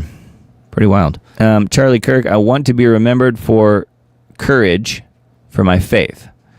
And I think that is key. I think he certainly will be. By other believers, certainly. Friend of Charlie Kirk's assassin confirms extreme left views. Really leftist, quote unquote. Also happening on September 10th, Colorado students hospitalized after classmate turned shooter. What I never did really hear, though, is if this was a trans shooter or not. 2 students remained in critical condition on Thursday after being shot at Evergreen High School the day before. So that happened on the 10th, when all the stuff with Charlie happened. Suspected shooter died of self-inflicted injuries. Okay, so the shooter shot himself.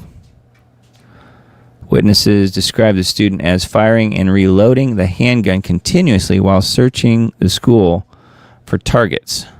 So he had a revolver. Suspect fired so many rounds that the investigators had to process crime scenes throughout the campus. One student was shot inside a 3-story school building. The other was shot outside on a street behind the school. Evergreen's full-time school resource officer was on medical leave during the shooting, and the part-time replacement was not on the campus. So isn't that interesting timing? She insisted that the part-time officer had not broken protocol and was responding to a car accident nearby. Okay, which was part of their duty when the shooting was taking place. Wow. Officials identify the shooter as Desmond Hawley, a 16-year-old student at Evergreen. His motive is unclear, so it was a boy. But officials were told that the boy had been radicalized by an extremist network. So probably, one of the online extremist networks, like on Reddit and so forth. And possibly Discord and some of the others that you always hear talked about. It's unclear who owned the gun, but the suspect's parents are cooperating in every way. Very sad. He took his own life. So that was also on the 10th of September. And I realized that after the whole thing with Charlie happened on the 10th, that was also the anniversary of my own father's passing. He passed away on September 10th, 2002, because it was a year after 9/11, and I was visiting him. He was in the hospital at this point in 2002.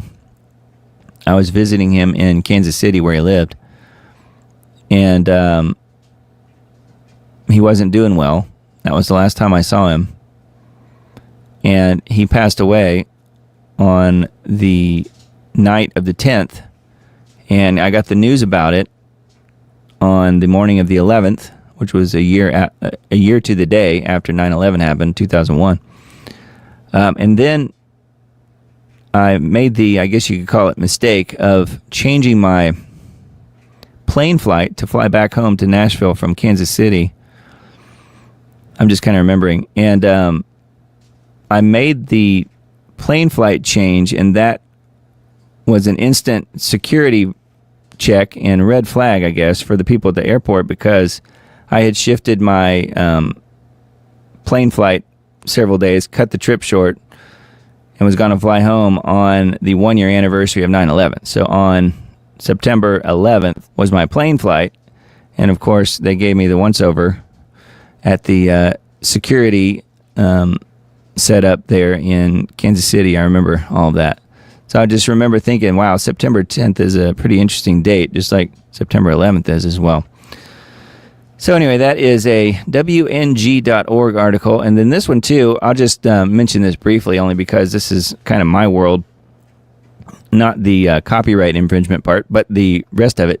Disc pirate sent to prison for lifting unreleased DVDs. I saw this headline. I'm like, wow, it seems like it would have been from a long time ago, because hardly anybody even messes with DVDs anymore. I should know. I've been making DVDs for a long time with my business, but not pirate DVDs. No, I do I do authoring and stuff for original content, not movies. But that's what this is talking about, and it's interesting that it is in Tennessee. A Tennessee man received nearly 5 years in prison for committing tens of millions of dollars worth of criminal copyright infringement. This guy, Stephen Hale, confessed to, I don't know who he is, by the way. Stephen Hale confessed to stealing and selling copies of unreleased Hollywood films about a year starting in February 2021, according to Department of Justice. Oh, he must have been selling anti-Semitic DVDs or something. I don't know. Hale formerly worked at a DVD and Blu-ray disc manufacturing company, which there's not that many of those, so I may know who that company is. But this guy stole physical copies of popular films that were manufactured and primed for commercial distribution, and then he would make his own copies and sell the copies illegally. So, wow. Anyway, he says he pled guilty to criminal copyright infringement charges along with felony possession of a firearm. DOJ noted that Hale had previous felony convictions of armed robbery and attempted robbery. So, wow. So he was a good guy, huh? Man. He received 57 months in prison for all charges and agreed to return over 1,000 stolen DVDs and Blu-rays. So, weird. Anyway, that's not something you really hear about that much anymore, is people, having the law come down on them for copyright infringement. At least I don't really hear much about that. Thought that was pretty interesting. One thing I wanted to mention about Charlie that I have seen recently was that he and J.D. Vance were extremely close, apparently. They were really good friends, and a lot of people were saying he could very easily be the VP choice, that you would see a Vance-Kirk ticket in 2028, with Vance, of course, as the presidential front runner, and then Charlie Kirk as his VP, which I thought was really interesting. So not only did they take out someone who was a husband and father and well-known orator and debater, but they also took out someone here who potentially could have been a vice presidential candidate at some point. So I don't think that's an accident, do you? Anyway, let's keep moving here and see what else we can find. This one on Leo Hohmann. Charlie was an American patriot, but more importantly, he was a 21st century Christian martyr. He won't be the last. We talked about this a little bit earlier. I think it's a little bit of a stretch to call him a Christian martyr. I don't think he died specifically for his faith, although his faith was obviously front and center, and he really wanted to make heaven more crowded. He really wanted to bring people to Christ. That was a key part of his life. And for that, just for that alone, we should honor him and remember him for what he did there. But God will use everything like this and turn it around and make it a blessing. And in fact, he did that almost immediately, and he's doing that big time. When you see all the people that are coming to Jesus or coming to at least an understanding as to what they have been a part of over the last who knows how many years, if they were on the extremist radical left side and now they've kind of seen the light a little bit here because of Charlie taking a bullet. So he would probably tell you that it was worth it.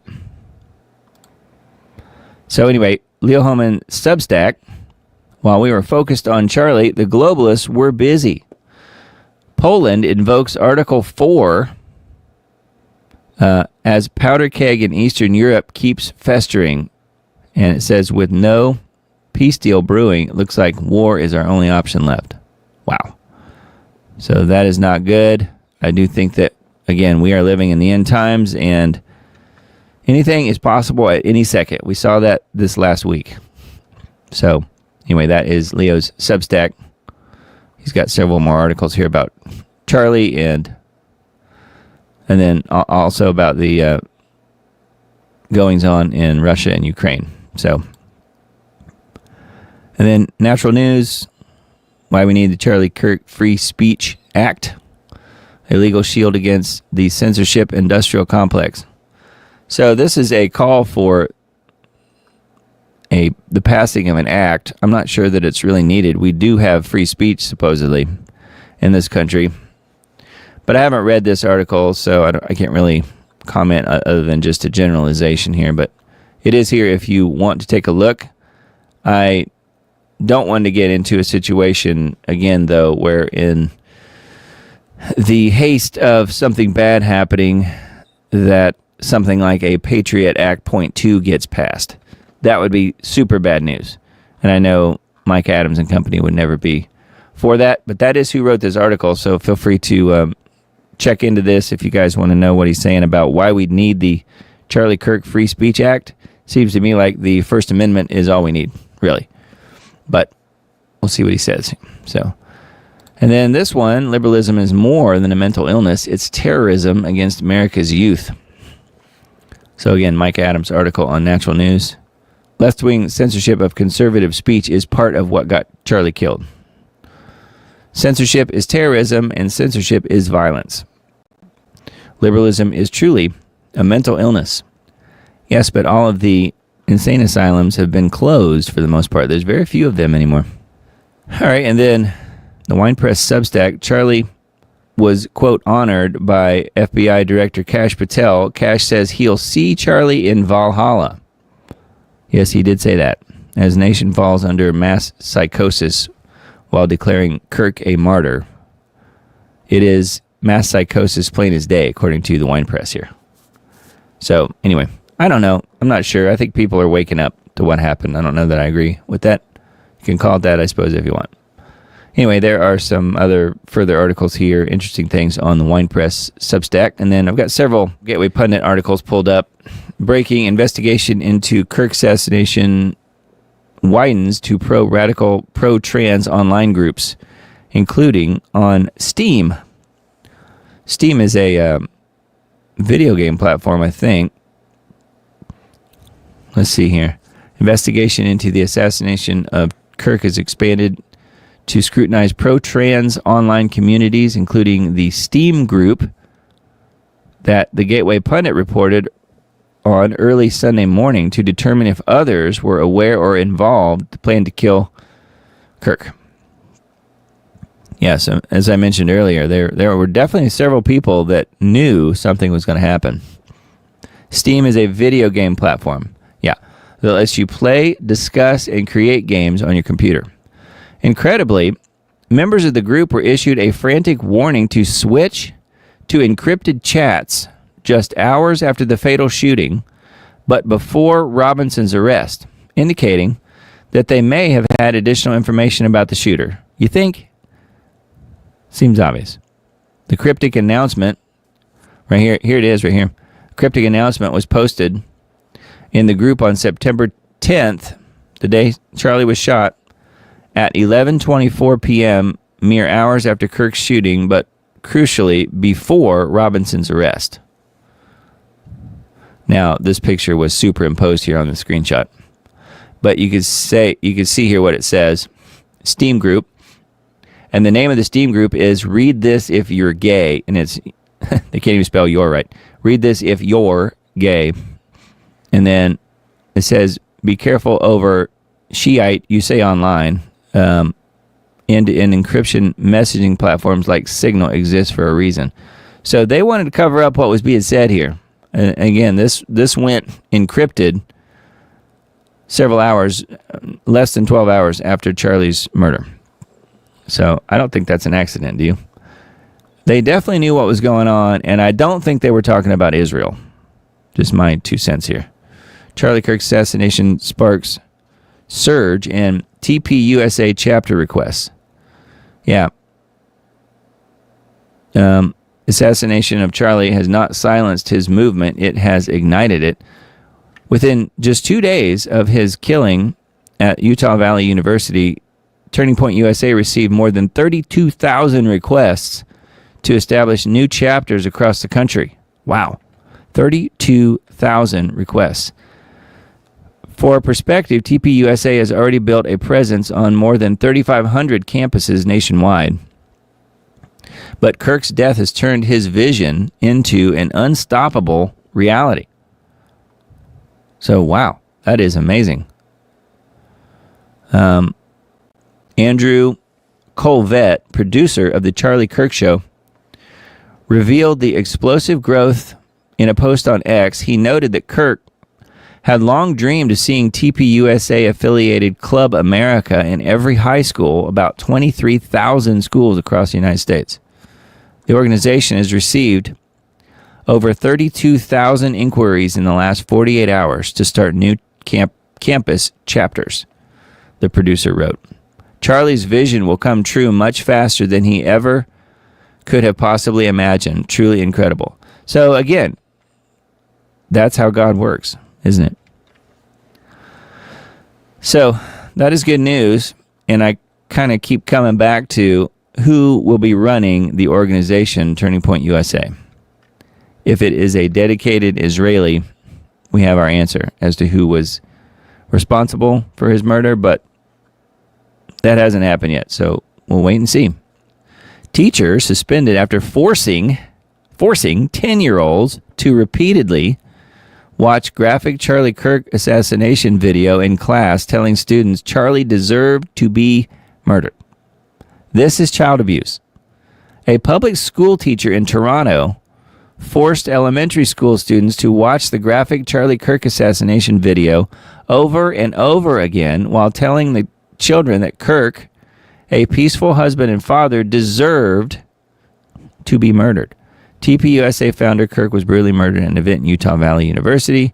Graphic video of Kirk getting shot in the neck with blood pouring out of his carotid artery was posted on social media. Kirk's assassin, Tyler Robinson, 22, was taken into custody on Friday. It was revealed this weekend that Robinson lived with his transgender partner, Lance Twiggs. What a name. Police are now investigating whether Robinson's transgender lover was the motive behind Kirk's assassination. One of the bullet casings read, "Hey, fascist, catch."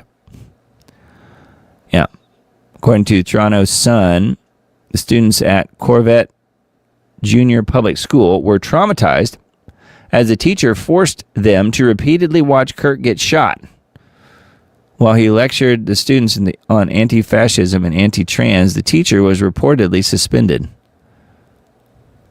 Yes. 10-year-olds. 10-year-olds. I mean, how sick is that? And, they got people out there teaching your kids. Wow. And that's in Toronto where that happened. Crazy. Pure evil. This is more evil, more craziness. Leftists on Roblox, the video game platform, are uploading sick games for children to relive the Charlie shooting. We are truly up against evil. Roblox announced on Thursday that the company had taken down more than 100 experiences referencing Charlie Kirk and his assassination on their platform. So that's something, at least. According to its app, Roblox is the ultimate virtual universe that lets you create, share experiences with friends, and be anything you can imagine. Yes, and they do mean anything on there. The game is very popular with children. Over half of the users on Roblox are under the age of 16.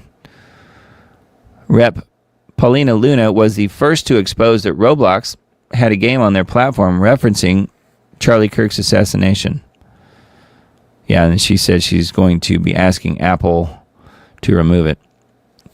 The radical left is desperate to promote their evil to the hearts and minds of innocent children. These are also the same people who laughed at Charlie's death. They really don't care about life and must be defeated. Yeah, so anyway. Yeah, so video games too. It's just getting started, folks. Thousands of South Koreans march in support of Charlie. Korean youth leader Park Yoon-young's delivers a message, a moving tribute to Charlie on faith, family, and freedom. Wow. So even in South Korea, one of Korea's most prominent young conservative leaders has issued a moving tribute to Kirk. What makes his testimony so striking is not just his words, but his background. According to our source from South Korea, both of his parents were key figures in Korea's left wing, Moon Jae, in administration. His father as president of MBC, one of Korea's largest state-aligned broadcasters, and his mother as a senior administrator in the Blue House. Despite his privileged upbringing within the liberal establishment, Park, this guy, rejected the corruption and communist infiltration he witnessed up close. Wow. So he was the one out there that was doing the main tribute here to Charlie. So it's pretty wild. That's in South Korea. And then this one I thought was really neat. Woman turns to the Bible for the first time ever after witnessing Charlie's death. And it's a really moving, short video that she posted here. Charlie may no longer be with us, but his influence continues to shape the world in powerful ways. In his life, Charlie preached the timeless truths, loving your neighbor and showing respect, even to your enemies, and placing Jesus Christ and faith in God at the very center of our existence. That lesson is now spreading to people who have never had a strong relationship with God. A young woman recently went viral on TikTok when she revealed that she picked up a Bible for the first time in her life after witnessing the horrific murder of Charlie and the shameful reaction to his death. So here's a video here. So we'll come back to it if we can, but even if we don't tonight, it's on the Gateway Pundit, and we will link to this in the Substack post. Need to be wrapping this up, so I'm not sure how much time we'll have.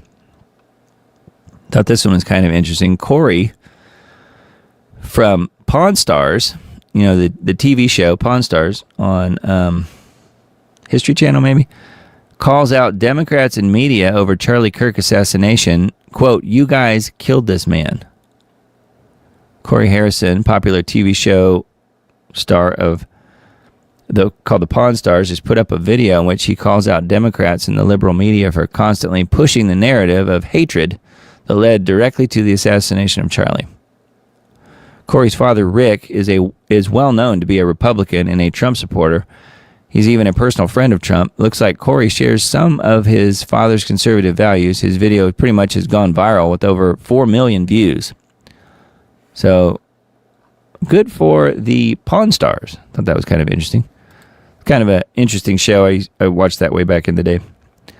Watch. Trashy Rep Jasmine Crockett says she's not necessarily encouraging her supporters to hurt Republicans in wake of Charlie Kirk assassination, and the White House responds. So she's not necessarily encouraging them to hurt Republicans. Wow.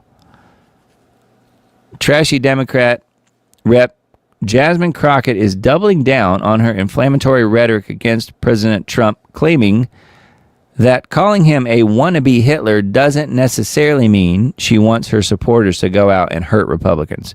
No, not at all, because she might get blamed for that. She wouldn't want that.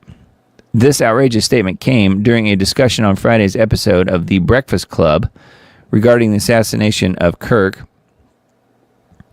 Crockett dismissed any notion that far-left demonization of conservatives like her own repeated Hitler comparisons played any role in Kirk's murder. No, it's not her fault. She didn't do it. She was only calling him Hitler out of love. She might as well have just said that. Anyway. Yeah, that one's on Gateway Pundit. Former coworker says Kirk's accused assassin bragged about long-range shooting abilities. So I thought that was pretty interesting, huh? Robinson's accused of firing a deadly shot from 200 yards away. That's, if you talk to people who target practice and who shoot, 200 yards really isn't that far. Coworker who spoke to New York Post under condition of anonymity worked with Robinson as an electrician at the Washington County-based company High Output Electric. We were out by the trucks, and Tyler and another guy came over, and we were all talking about what kinds of guns we were going to get or had bought, and they started talking about their longest shots. Tyler said he made a 450-yard shot, he recalled. So, wow. That seems pretty specific. I sort of doubt that this guy's making that up, especially in that he's not getting famous, here for saying this. He's reporting this and under condition of anonymity, as they said here. So he's saying that Tyler was bragging about being able to hit a 450-yard shot. So 200 shouldn't be that tough. And I don't think he was shooting blanks.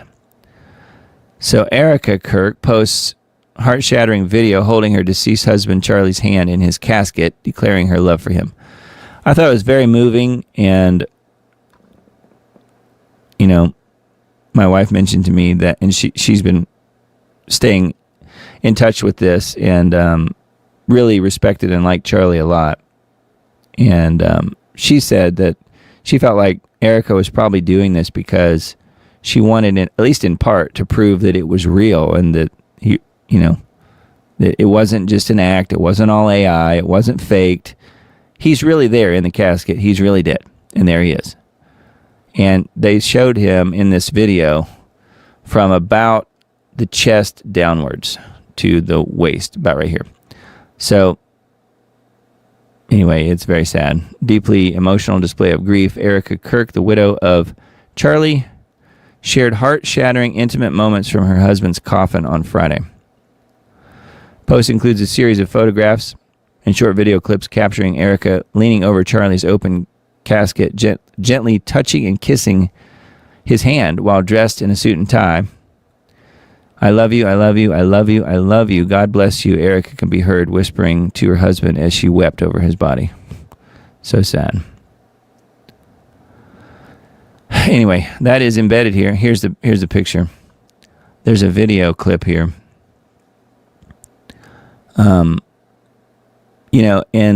And you guys may have seen this already. I won't bother playing it, but you guys can watch it if you want. I was amazed, though, just seeing some of the comments, the laughing emojis, and the, oh, now your kids have no father comments on her posts. Not just this one, but others that she's posted.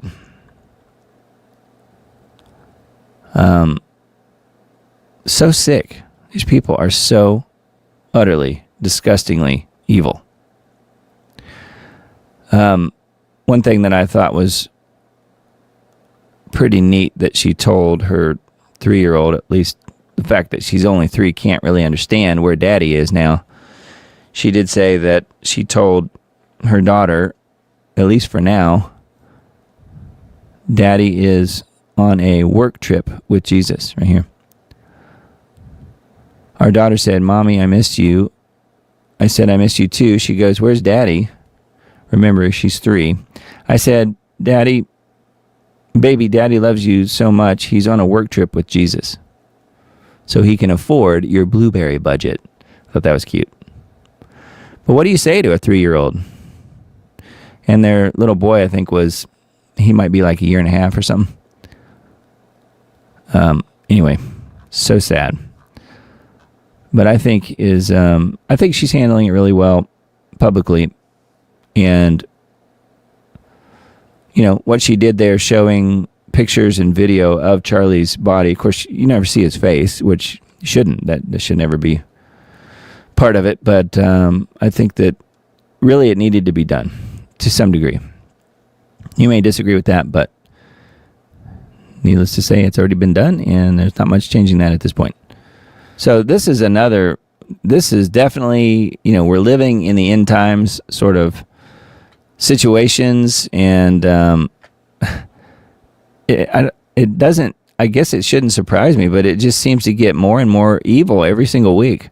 Dallas police say illegal alien beheaded Indian man in motel parking lot. Yeah, and that is what he's carrying here, his head, walking around the parking lot. With all the news about political assassination this week, many people missed a gruesome machete attack at a Dallas hotel.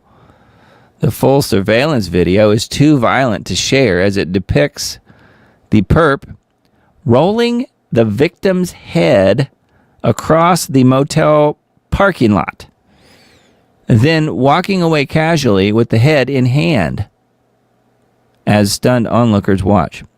The first part of the video shows 50-year-old Indian man, Chandra, his name was Chandra, Naga Malia, I guess, running away from his attacker before being killed by the machete, which is visible in the perp's hands right here. Here's the perp. Here's the guy trying to get away. Could you imagine being chased by a guy with a machete?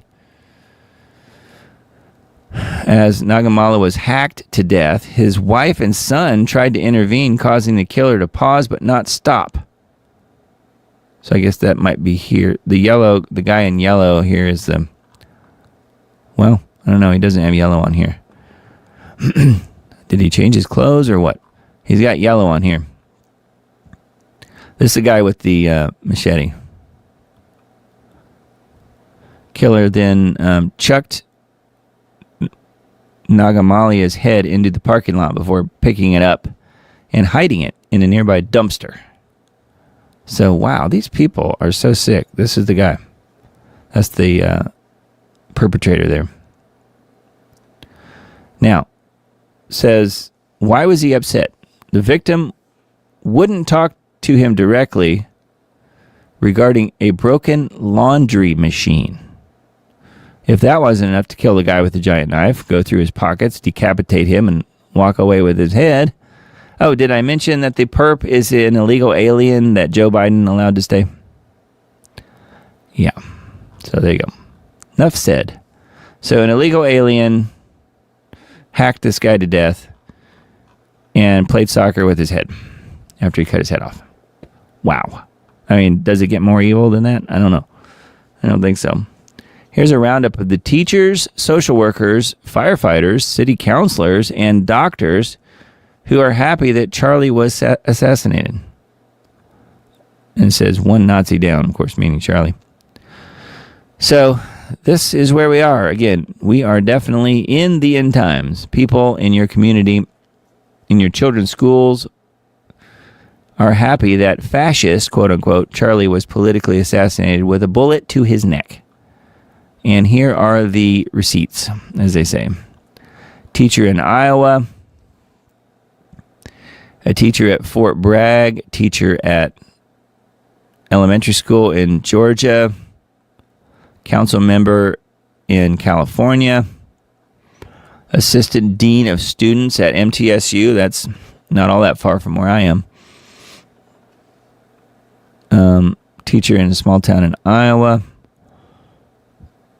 Grade 6 to 12 charter school teacher in New Mexico. So it just goes on and on here. Teacher in Oklahoma, Texas. So this is the type of people out there who get into education. People who are violent leftists. So just wanted to point that out. Anyway, there's a whole bunch of them listed on this page on Not the Bee. And then I thought this one was kind of interesting. I don't really watch South Park ever, but I'd forgotten that they did a episode portraying Charlie Kirk. Comedy Central pulls South Park episode mocking Charlie Kirk. And this is supposed to be him here.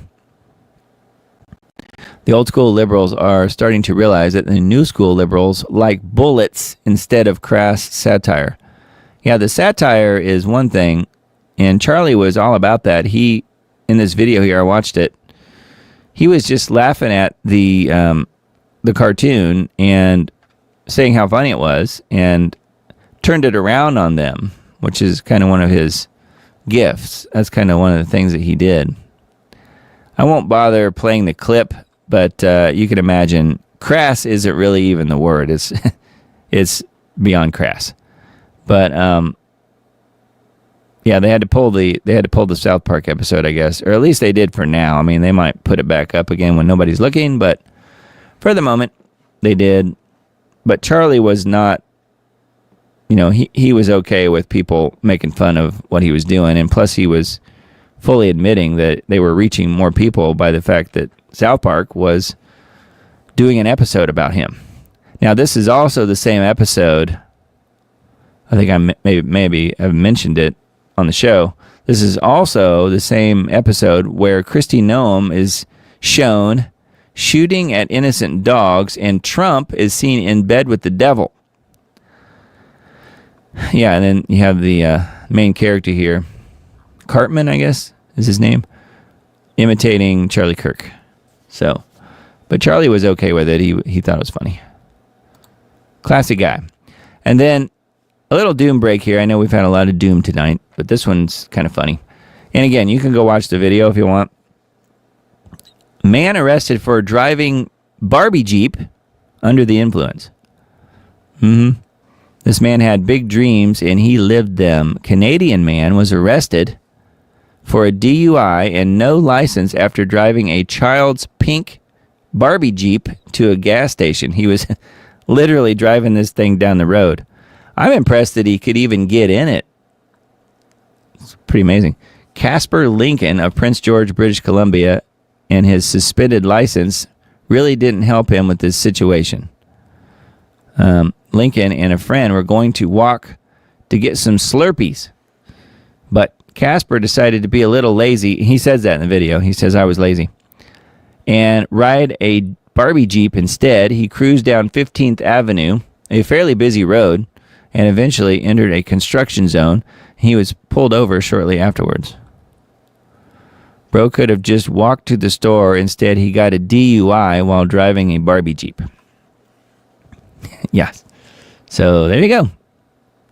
So you do have some wackiness. I think they could have gotten him for a seatbelt violation too. Yeah, they don't have any. Yeah. This one's for Charlie. Musicians, NASCAR drivers, and NFL teams pay tribute to Charlie, defying liberal hate-mongering. So that's good. I'm sort of surprised to see the NFL do that because they are very woke. But I guess some teams did.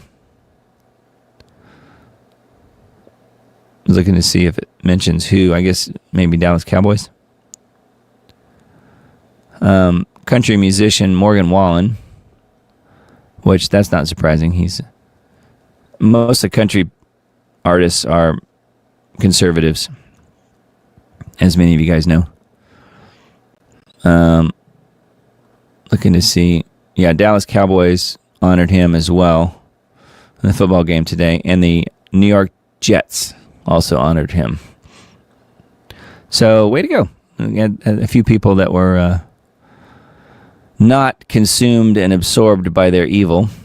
Utah Governor Kirk Assassin Robinson has not confessed and is not cooperating. I think I mentioned this earlier.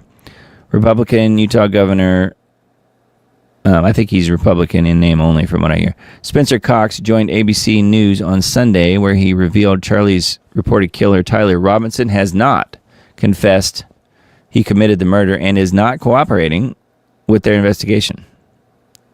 So, I don't know. Not sure what you've heard, but that's what that guy's saying anyways. InfoWars show tonight, million-plus march against UK anti-free speech tyranny. InfoWars vindicated over reporting on Charlie's trans death cult killer as leftists cheer on political violence and globalists push for U.S. civil war. So that was, I guess, the show tonight on InfoWars. And then Marco Rubio says the U.S. will act after Brazilian Supreme Court decision sentences Bolsonaro to 27 years in prison. So I wonder what they're going to do. That is, whether they're going to go, like, get him out or something? Secretary of State Marco Rubio has vowed the U.S. will respond after Brazil's Supreme Court sentenced President Bolsonaro to 27 years in prison for plotting to overturn the 2022 election, which we talked about earlier tonight, if you missed it. Rubio did not specify what the U.S. response will be, but it could include further sanctions on particular individuals associated with the conviction, such as Supreme Court Justice Alexandra Moraes, and higher tariffs on goods. So that's the plan, I guess. Secretary of State Rubio has vowed the U.S. will respond. So they're not going to go break him out of prison, I guess. That's where I was going with that, but that's not what he's saying. Rubio said that Bolsonaro's conviction was a witch hunt, and the U.S. government will respond accordingly. I don't know that that'll change anything, but we'll see. So that is an InfoWars article. One article I pulled up on vaccine impact. A home not made with human hands. awaits true believers. So I won't get into this, but you guys can check this out. I thought it looked kind of interesting. Talks about now we know if the earthly tent we live in is destroyed, we have a building from God, an eternal house in heaven, not built by human hands. 2 Corinthians 5:1. So I'll let you guys check this one out if you guys are interested. But Vaccine Impact article, and then GeoWatch for this week. There were 2 postings that Mr. Dane did. And I should mention that he has a very important interview coming up in a couple weeks. I won't say who it is with, but is someone that will make, hopefully will make a huge difference in the anti-geoengineering movement. So watch for that coming within the next, let me see, 2.5 weeks, something like that. That's all I can say. All right, GeoWatch for this week. Controlling Weather and Political Power is the name of this one. Playing God with the Weather, a Disastrous Forecast. That's the title of Marjorie Taylor Greene's coming governmental hearing to address the climate engineering atrocities taking place in our skies. What else has the U.S. government approved for dumping into our skies? Tritium gas. How about that? A decision without any public input or consent, as is the case with climate engineering. The climate science community has just referred to geoengineering as, quote, dangerous. Is full disclosure drawing near? I don't know. I have my doubts. Are the controllers now silencing prominent voices that deviate from official narratives? Meaning Kirk. Well, there's a good chance of that, yes. So anyway, that is on geoengineeringwatch.org for the show for September 13th. And then the other posting that we did this week as well, firestorms as a weapon. U.S. military exposed. 90-second alert. Exposed forest fires as a military weapon. The military-industrial complex and their controllers are now more desperate and dangerous than ever before. They feel they have the right to play God with the weather and nature. Do you object to that? A formerly classified U.S. military document titled Forest Fire as a Military Weapon, quote unquote, is a truly shocking expose of planned scorched earth destruction. The U.S. Forest Service actually participated in the research and planning that went into this military instruction manual for carrying out orchestrated forest fire catastrophes. What part has climate intervention operations played in the preparation of forests for extreme and unprecedented incineration all over the world? This 90-second video report reveals the shocking degree of research that the U.S. military and U.S. Forest Service has put into preparing forests for extreme incineration. So firestorms is a weapon, 90-second alert, U.S. military exposed. So there are 2 videos here. One of them is a short little YouTube 90-second video, and then the other one is a full 14-minute report. 14 minutes. So maybe watch both. But those are on GeoWatch. Geoengineeringwatch.org, of which I am the website manager or administrator, probably is a good way to describe what I'm doing. But I work with Mr. Dane on this site and have for many years. So anyway, have a look at that. And then the scheduled weather for this week is hot, hot, and more hot. Unless you're in Maine. If you're in Maine, or I guess Massachusetts, or what is that, New Hampshire, it might be near normal, but everywhere else is super hot. So get ready for the heat to come back. September 20th through 24th is what these scheduled weather dates are. Okay? Climate and economy. Roundup of current news here. Looking to see what we have. Incredible autumn Arctic tropical nights. Russia's autumn sowing campaign hit by drought. Rising thousands of tons of toxic landfill liquid added to sewage. Wow. And spread on English farms. That's terrible. Like walking through time, as glaciers retreat, new worlds are being created in their wake. Interesting. Mediterranean heat waves, flash floods in Alcamo. Water washes away everything. That's in Italy. Heavy hailstorms in northeastern Algeria and Tunisia. Wow. The crazy heat continues and intensifies in South Africa. So it goes on and on. Heat and floods and crazy weather across the world. There's a lot of the floods. Here's talking about Antarctica even. So that is some of the headlines, a few of them on climateandeconomy.com. Now, I wanted to mention this just briefly. We'll just look at the headlines. This is, to me, kind of a repair report kind of thing where it looks to me like Israel's trying to repair the image that they have, at least in connection with Charlie and his legacy, because it's coming out that Charlie was beginning to really question, as of a couple years ago now, beginning to really question the whole Israel narrative on certain things. And it looks to me like they're trying to gloss over that and say, no, everything was just totally fine between Charlie Kirk and Israel. Look, we're going to write all these articles about how wonderful it was. Charlie Kirk's legacy, unwavering support for Israel. And that's one of the articles I found. And then there's several actually on the homepage of this site, Israel 365 News. Charlie Kirk's murder leaves a void and a new model for defending Israel. So there's an old picture that they've splattered here on the page, which I'm not sure he would approve of, but they did it anyway. And then Israel mourns Charlie Kirk, a true friend. So see how they're trying to repair their image, because he's not alive to come out and say otherwise. So they're just going to keep saying, Israel's going to keep saying, oh, Charlie Kirk he loved us, and there was no issue between the two of us, meaning Israel and Charlie Kirk.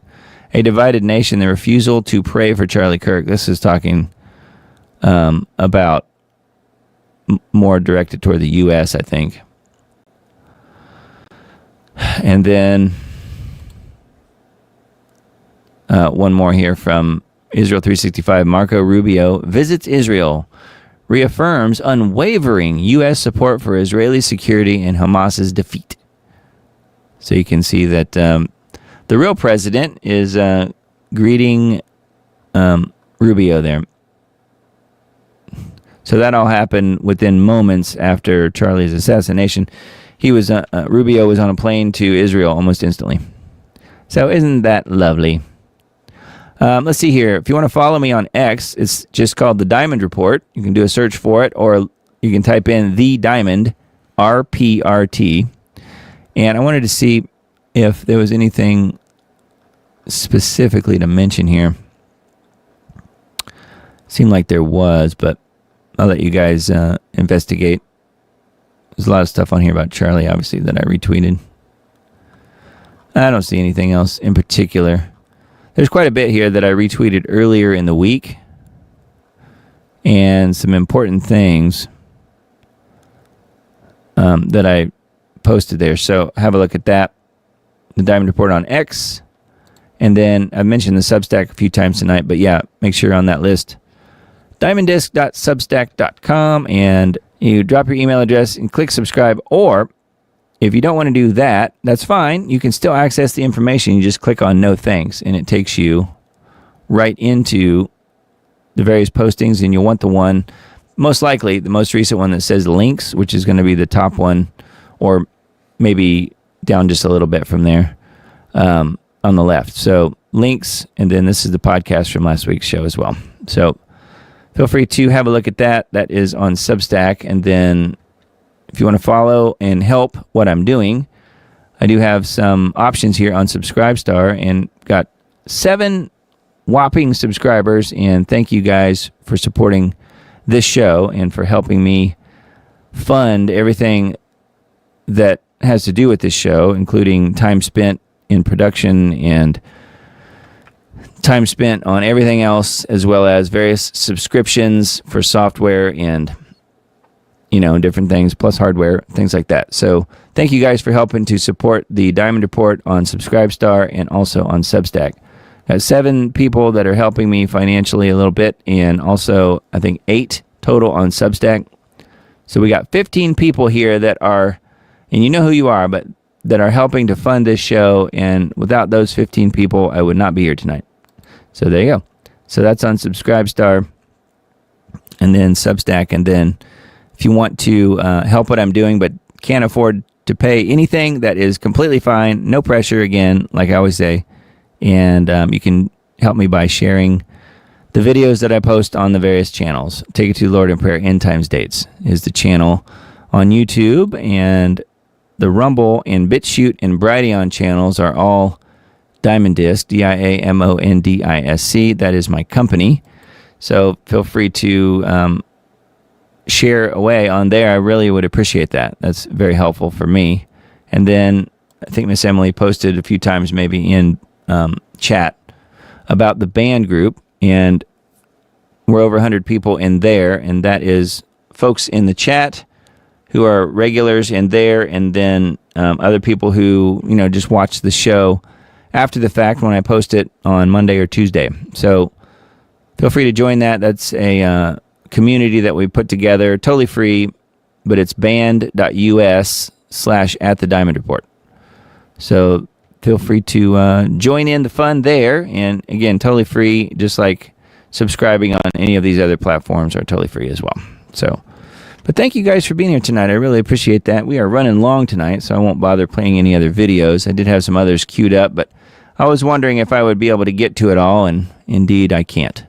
There's too much to say and too much to show, but we had a lot to go through tonight. I guess I will play out with this one song here that a friend of mine wrote some time ago, but ended up kind of like rededicating it to Charlie, and it's called "We Remember You" by a good friend of mine, Julie True, and I think you guys will like this song. I'm going to play it at the end of the broadcast here just because that's where we are, but also I didn't know if the live stream would be affected in any way. Hopefully it won't. But I hope you guys enjoy this song, and remember to keep Jesus close to you. Keep your family and friends close to you, because I believe we are living in the end times. I know many of you guys do as well, and I think we've helped to prove that tonight by addressing all of the insanity that we're seeing each and every day in our lives here.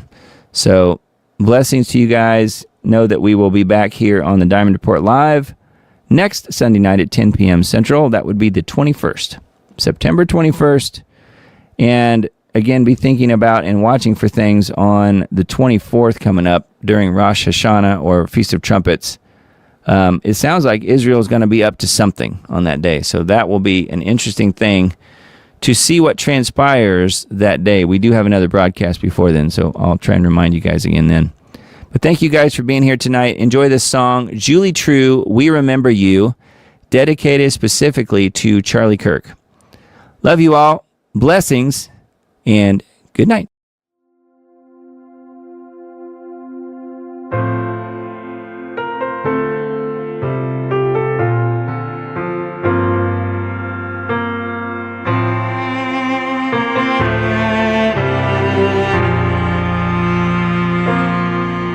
We remember you with the heart of love. We remember you with the measure of sadness and grief, joy and release. We remember you, we remember you.